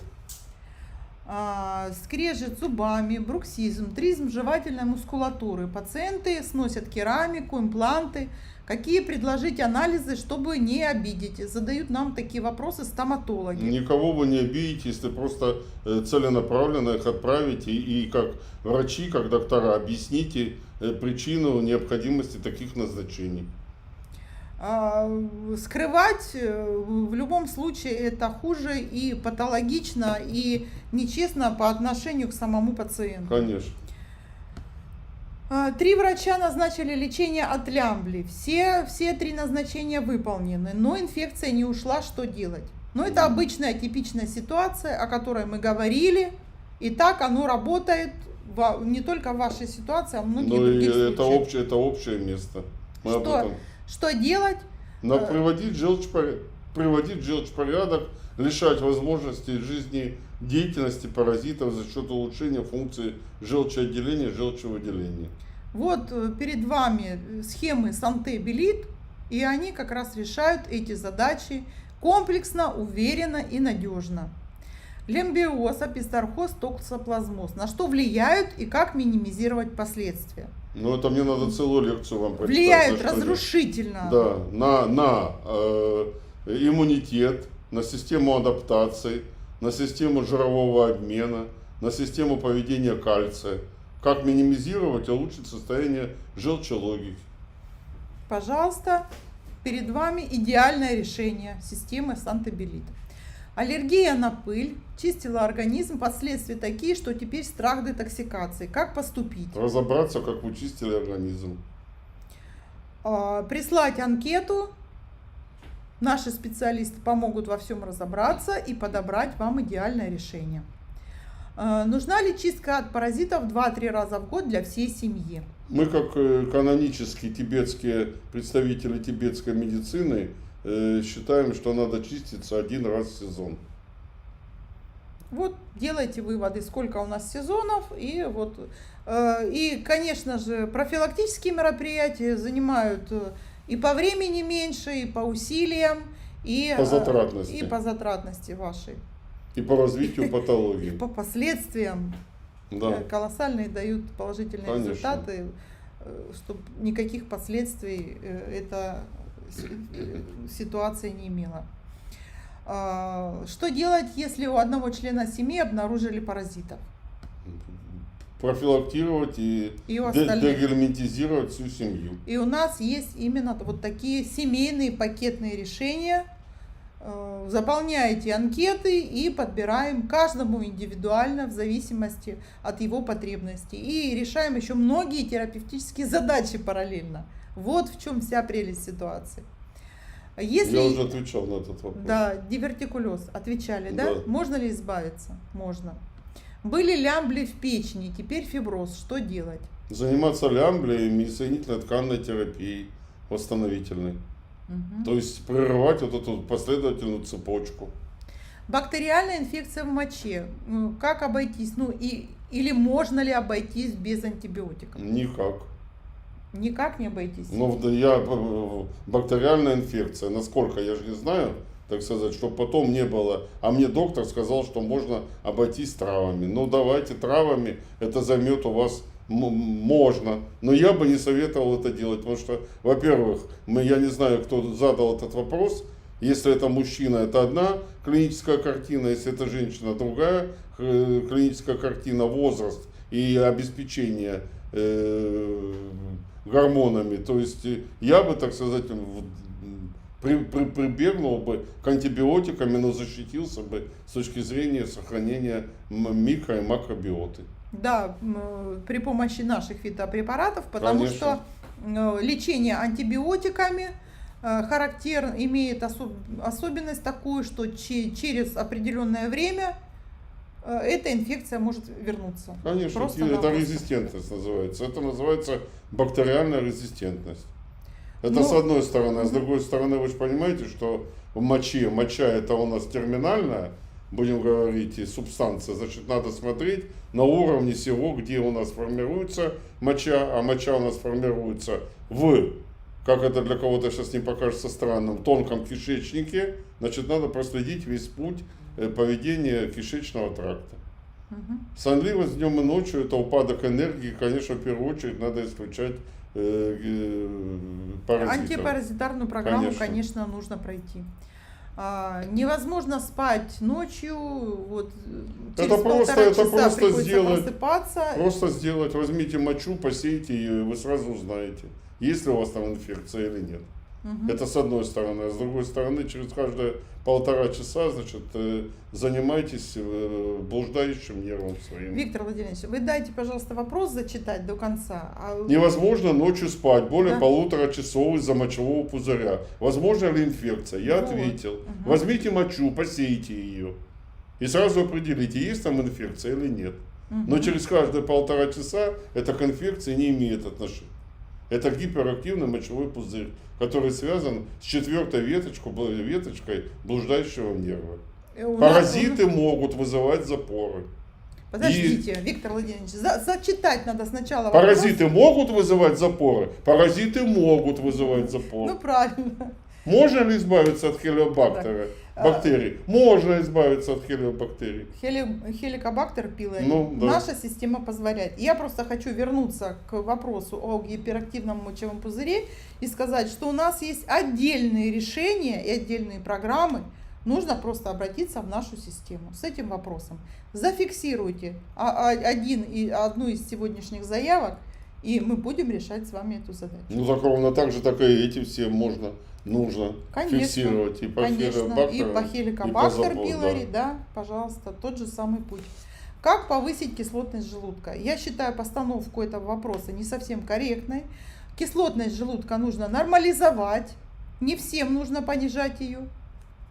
К нормализации кислотности желудка, оптимизации pH, вот специальная программа есть в нашей системе Сантебелит. Пожалуйста, это решение как раз таки вот в этом случае.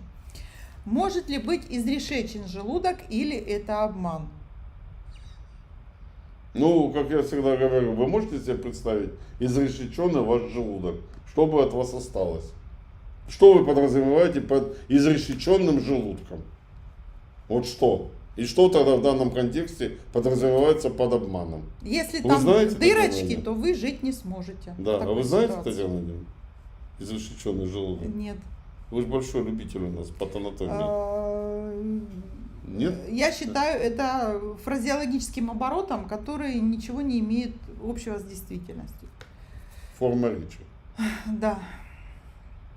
В гостях у внуков находится наша респондент. Да, а у нее самой трудности с желчью. Как быть, если у внуков паразиты?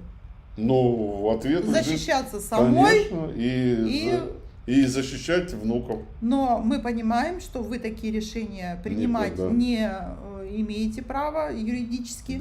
Поэтому с родителями нужно как минимум это обсуждать. Ну, а вам защищаться никто не мешает. Пожалуйста, перед вами решение. Вот любая из этих кнопок под трансляцией. Аллергия непроходящая. Возможно ли это, что это токсокороз причина аллергии?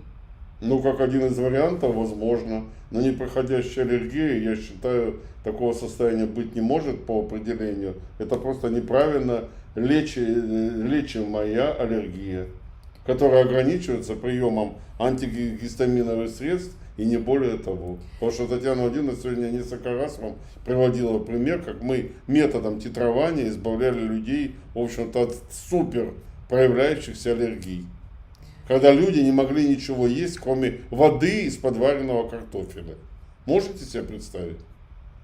Можете себе представить, до какого уровня? Мы просто не можем фотографии показать этих пациентов, но там картина настолько была неприглядная, запредельная, понимаете, что вот вам, пожалуйста.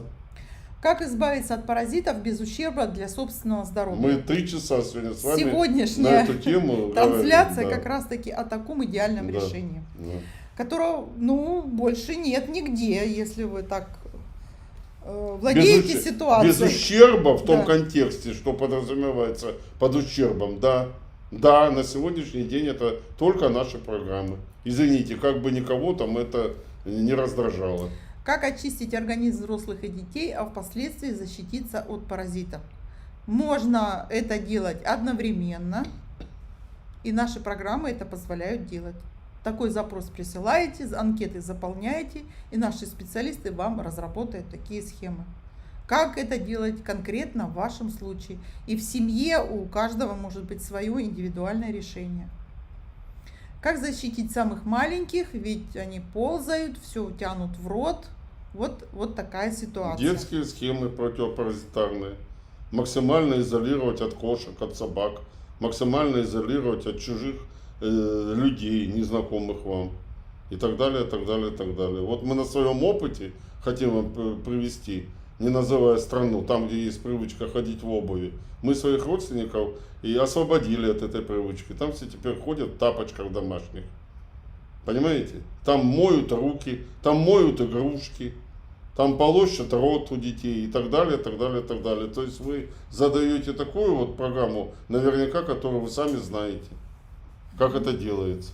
Как помочь ребенку 11 лет при лямблиозе? Так сколько бы не было лет ребенку, хоть 5, хоть 6. Схему заказать. Назначить схему ему при лямблиозе.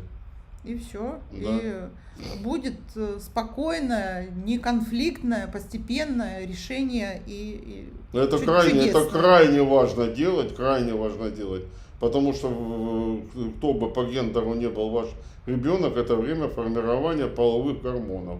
А лямблии, как никто, влияют на поведение печени с точки зрения развития половых гормонов. Так что вы очень многих вещей можете на перспективу избавиться, вплоть до бесплодия, если вовремя начнете, правильно начнете, безопасно начнете лечить лямблиоз. Следующий вопрос. В магазине все люди овощи трогают руками. Как защититься от паразитов в такой ситуации? Ну, тщательно мыть овощи, тщательно все. И руки. И руки, и так далее, и так далее. Пожалуйста, профилактически принимайте Санте-Белит, и вы сверхзащищены. Кстати, пользуясь случаем, если позволите, Татьяна Владимировна, вот коротенькая справка была по 22 году о том, что когда общим местом было ношение масок и перчаток, то количество обращений по поводу паразитов в несколько раз уменьшилось. Потом, как только отменили все эти моменты, все опять вернулось на круги своя. Вот вам ответ.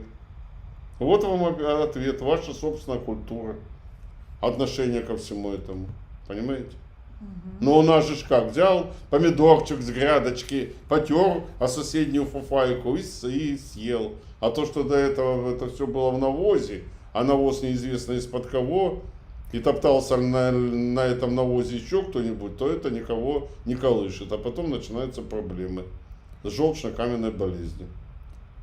Так, вопрос. Влияют ли молочные продукты, дрожжевой хлеб, другие какие-либо продукты на восприимчивость к паразитарной инфекции? Конечно, влияет, потому что меняется, если недостаток ферментов, которые отвечают за утилизацию молока, молочных продуктов, которые отвечают за утилизацию дрожжей, дрожжевого хлеба, изменение культуры поведения дрожжевого хлеба. Дрожжевой хлеб, как правило, он очень быстро пропадает, покрывается плесенью, вызывает дополнительные очаги раздражения и в желудке, и в 12-перстной кишке, нагружает поджелудочную железу.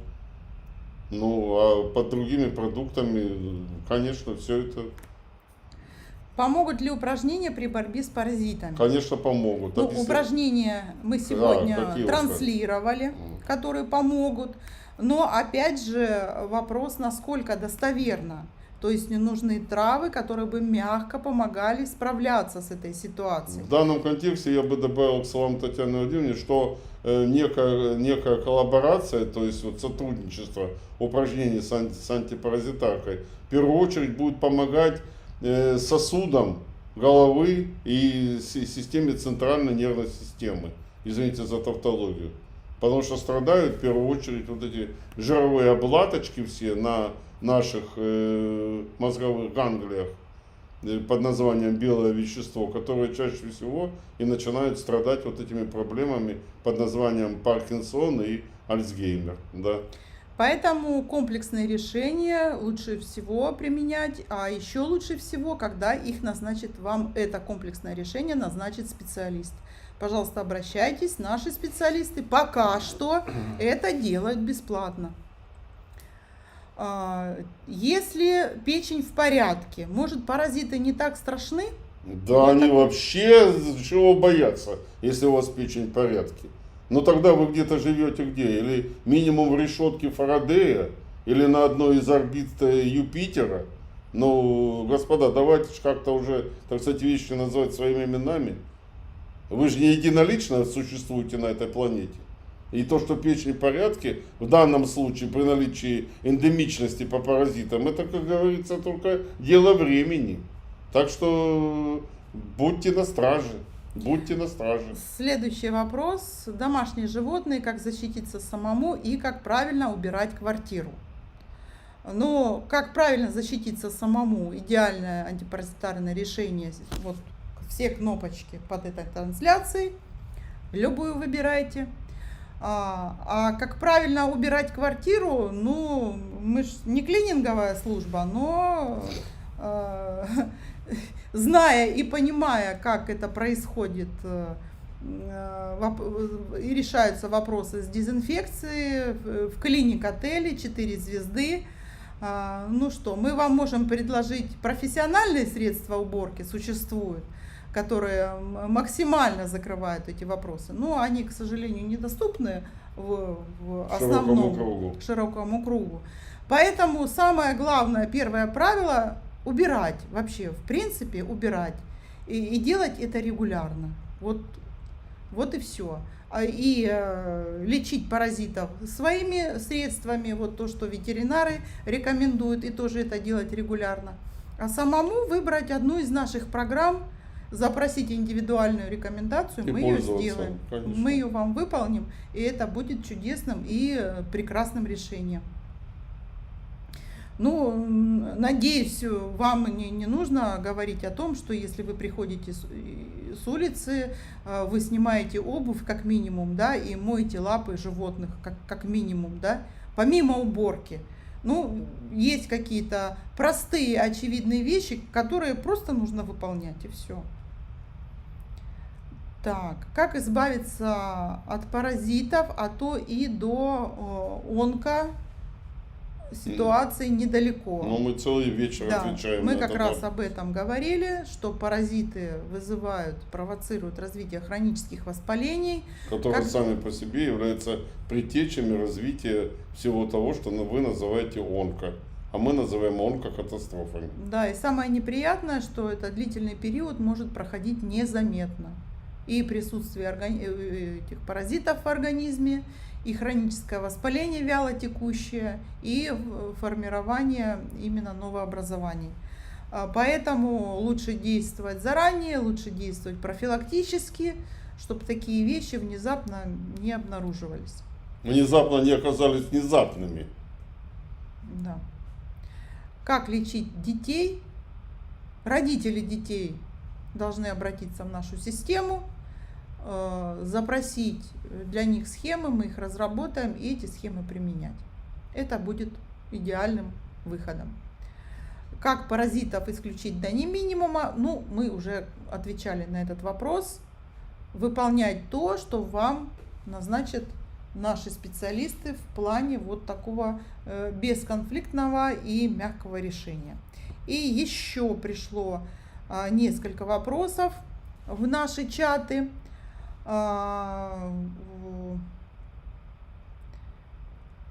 Ребенку 10 лет, на шее родинка, вокруг образовалось белое пятно, кольцо. Могли ли паразиты спровоцировать именно такую ситуацию? Анализ кала, острицы. Но вам же уже ответили. Вам же уже ответили. В самом вопросе уже есть ответ. Уже есть ответ, конечно. Вам ответили острицы. А то, что вот вокруг этого появилось, вокруг родинки появилось, это вот как раз таки к чему? Помните, я вам говорил о печени, о меланине, о мелатонине. Это вот как раз таки состояние кожной желчи. Кожной желчи появилось белое пятно, это псевдоальбинизм так называемый. То есть не хватает меланина, да, не хватает тех самых составляющих желчи, которые формируют меланин и которые отражаются на состоянии пигмента, на состоянии кожи, окраски кожи и так далее, так далее. Вот яркая иллюстрация этого острицы. Да, много вопросов приходило и приходит по поводу папилломавируса человека. Могут ли паразитозы провоцировать его появление и распространение, именно вот такое обсеменение, которое проявляется в виде висячих родинок. Могут ли именно паразитарные инфекции влиять на то, что именно вот этот вирус, папилломавирус человека, вот так может вести себя? Ну, как говорил один из величайших вирусологов и микробиологов 20 века, профессор Эссель, что если вы хотите жить без вируса, вам надо жить на другой планете. То в данном контексте, конечно, паразиты являются дополнительным фактором, который провоцирует и стимулирует развитие папилломавируса. Как один из факторов, раздражающих иммунитет и уничтожающий иммунитет. И в начале вечера встречи сегодня с вами я говорил о том, что момент истины как раз таки, он и связан с тем, что вот то, что мы вам сегодня рассказываем, 3,5 часа, вы нигде этого не услышите по одной простой причине, потому что никто таким образом не связывает поведение паразитов на качество поведения биохимических изменений в нашем организме. А биохимия, это качественная биохимия, это лицо нашего иммунитета. А лицо нашего иммунитета – это наша адаптация. А наша адаптация – это позволяем мы вирусам брать верх над собой или не позволяем. Вот вам весь ответ. Очень высокий билирубин, 70 цифра, уже длительное время, практически с детства, сейчас 25 лет. Как быть? Может быть, и в паразитах тоже также причина кроется. Есть липомы, и есть ли связь между липомами и паразитами? Татьяна Владимировна, ну такое впечатление, что вы или так вопросы задаете, я на них... Так формулируют вопросы. Но я на них отвечаю уже на этот вопрос, ответил, понимаете? И билирубин высокий связан как раз таки с тем, что неправильно ведет. Почему высокий билирубин? Потому что слабый иммунитет. Почему слабый иммунитет? Надо разбираться. А высокий билирубин – это характер поведения крови, гемоглобина, в первую очередь, эритроцитов, в первую очередь. Поэтому он и будет высокий, потому что не успевает биохимические изменения в крови происходить. Конечно, так и будет себя вести. И липоматоз с этим связан, конечно. А вот липоматоз поджелудочной железы, энергии совсем нет? Нету такого липоматоза. Липоматоз – это наружное проявление. Есть липомы поджелудочной железы. Угу. Ну, Наши препараты, вот участница пропила, есть улучшение, пожалуйста, исчезла изжога. Ну вот исчезла изжога, это первый показатель того, что наладился желчеотток, наладилось кислотно-щелочное равновесие, надо обязательно дальше идти. Ребенку 5 лет, да, еще несколько вопросов и будем завершать. Ребенку 5 лет, с года страшный зуд всего тела, частая простуда, в весе отстает. Возможно, что у него есть гельминты. А откуда вообще этот вопрос? Такое впечатление, что человек живет где-то вне цивилизации. Страшный зуд, и что, и ничего не поменяется в течение года? Наверняка же что-то применяется. Давным-давно надо исследовать состояние функций печени. Это билирубиновая, это называется билирубиновая чесотка. Билирубиновая чесотка. Исключайте гепатит. Конечно. Что это вообще? Извините меня, дикость какая-то. Лямбли. Можно ли избавиться от лямбли без применения химии? Как оградить людей, с которыми контактируешь? Вот как раз таки можно без химии при помощи нашей новой системы Сантэ-Белит. И, пожалуйста, ею пользуйтесь. Но мы только отвечаем целый вечер на эти вопросы. Так. Угу. Да, дамы и господа, мы понимаем, что тема очень горячая, абсолютно на все вопросы ответить вот просто нереально. Сейчас еще ответим на некоторое количество вопросов, чтобы уже вот какое-то понимание у вас такое центральное сформировалось. Так, можно ли ожидать, что после приема курса исчезнет поликистоз печени, и это можно будет увидеть на УЗИ? Ну, для того, чтобы это вы могли увидеть на УЗИ, вначале я должен посмотреть УЗИ вашего поликистоза и сказать, сколько времени нужно для того, чтобы вы увидели динамику поведения поликистоза у себя. Вот и все. Можно ли пить сантебелит при язвенной болезни 12-перстной кишки в Обязательно. обострении? Обязательно. Обязательно. Наличие шишек хмеля, наличие одуванчика, наличие серпухи венценосной. Как раз таки уже даже в этом смысле эмблики в составе сантебелита говорит о том, что будет произведена мощнейшая восстановительная тканевая терапия. Получается, этот препарат сантебелит может заменить доктор Желчь? Нет. Нет, он не может заменить. Он не заменяет доктор Желчь свои там, задачи. Там абсолютно другие. У сантебелит другие. Там абсолютно другие. С точки соприкосновения в части преемственности, точки соприкосновения в части помощи, Возможно, в части их даже вместе циркадности. лучше. Да, конечно, конечно. Как заниматься восстановлением соединительной ткани? Любая из кнопочек вот здесь под трансляцией внизу. Переходите, выполняете заказ, отправляете анкету, и вам разрабатывает схему, как вам персонально заниматься восстановлением соединительной ткани. Вопрос, который вы задаете, очень интересный, но по этому поводу написаны многие тома диссертаций. Понимаете, вот какого уровня вопрос вы задаете? Решение есть, и оно индивидуальное. Пожалуйста, им пользуйтесь. Да, частый стоматит. Еще у нас тоже в чате был вопрос. Ребенка лечат от стоматита, и потом опять он возвращается. Вот эта ситуация, которая постоянно возвращается после лечения, Надо делать она типичная. Надо делать фиброгастроскопию желудка, максимально щадящую. Посмотрите, если не хотите делать, посмотрите кислотность хотя бы слюны, кислотность хотя бы кала и мочи.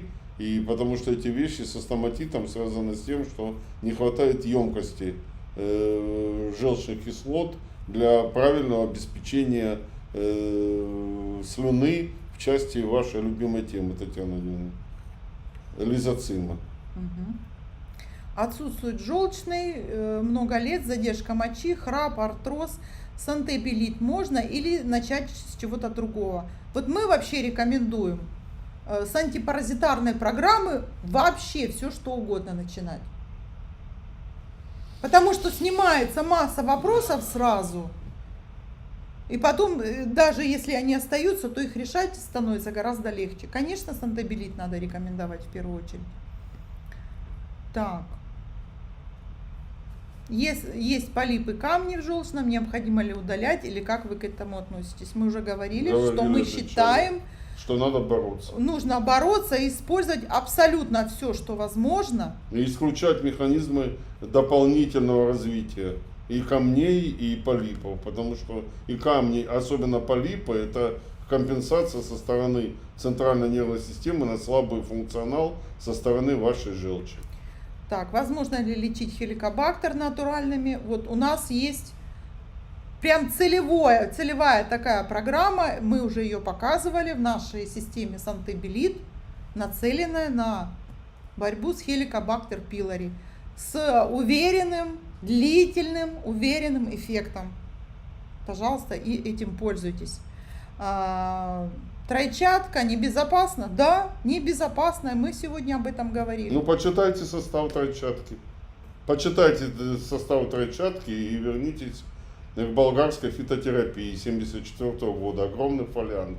И посмотрите, какие ужасы с центральной нервной системой творит тройчатка. Сантебелит действует на различных паразитов и различную локализацию. Конечно. Да, и на различную локализацию, и на различных паразитов. И мы провели большое количество исследований именно по органного распределению, локализации, как это все происходит, как изменяется ситуация. Потому что в паразитологии есть такой термин биопредпочтение. Биопредпочтение. Аскариды живут в одном месте предпочтительно, лямбли в другом, а песторхи в третьем и дальше по списку. Ну и крайний вопрос. Да, уважаемые участники, я надеюсь, что вы понимаете, что чем быстрее вы действуете, тем на более выгодных условиях вы можете получить наше вот сегодняшнее предложение, а именно заказать систему сантебелит, потому что вот эти первые партии по сниженной цене, по акционной цене имеют ограничения, то есть это определенные небольшие партии. Как только одна из них заканчивается, автоматически появляется другая цена, поэтому, пожалуйста, действуйте по возможности первыми, выполняйте заказ, оплачивайте, потому что схемы и отправка препаратов, и разработка схем, и, соответственно, контакты менеджеров с вами выполняется по преимуществу выполненной оплаты, то есть оплаченные заказы обрабатываются в первую очередь.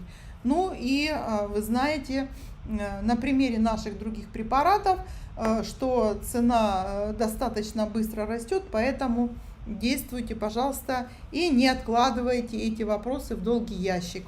Итак, мы отвечаем еще на крайний вопрос. Понимаем, что вопросов в действительности очень-очень много. На них уже будут отвечать наши помощники, наши специалисты. Будут разрабатывать вам персональные схемы. Это абсолютно бесплатно. Пожалуйста, пользуйтесь этой возможностью, уникальнейшей. Она будет не всегда. И давайте вместе с вами порадуемся, что вот у нас есть теперь такое мягкое и практически комфортное и практически незаметное решение серьезнейших задач. Поэтому у нас теперь есть возможность оградить и себя, и близких, улучшить качество жизни, оградить от инфекций, от паразитов и получить совершенно другое качество жизни, своего состояния и самочувствия. Итак, крайний вопрос на сегодня. Лимфостаз нижней конечности. Может ли быть причиной или одна из причин наличия паразитов в организме? Может быть. Просто надо изучать функционал печени и желчно-выводящих протоков. И поэтому мы рекомендуем любую терапию начинать да, с антипаразитарной программы, но не токсической, каких просто их тьма вокруг этих программ, а именно мягкой, уверенной, работающей с механизмами желчелогики, которая сама по себе будет решать огромное количество проблем и уменьшать количество усилий для решения тех задач, с которыми вот вы приходите и обращаетесь к нам. Благодарим вас, уважаемые участники, за то, что вы так настойчиво овладеваете знаниями, приходите на наши занятия, выполняете с нами упражнения, применяете все вот эти схемы, которые мы рекомендуем и для вас специально разрабатываем. Общайтесь с нами и в Телеграм-канале, и на YouTube-канале. И, конечно же, мы продолжим с вами такое общение. А на сегодня мы вас благодарим за участие. Спасибо большое, что вы остаетесь с нами и вместе с нами двигаетесь по пути безопасного здоровья к нашей с вами самой главной цели – жить не болея. А как вот пишут многие участники наших чатов, они уже многие пришли к такой цели, и сейчас задача только лишь поддерживать свое самочувствие, выполнять профилактику, и мы вместе с вами занимаемся этим и очень рады, что вот у нас с вами сформировалось такое сообщество. На сегодня мы вас благодарим. Спасибо за участие, будьте счастливы, будьте здоровы, защищайте себя, берегите себя, своих семьи, своих близких, и всего вам доброго. До свидания. Будьте здоровы. До новых встреч.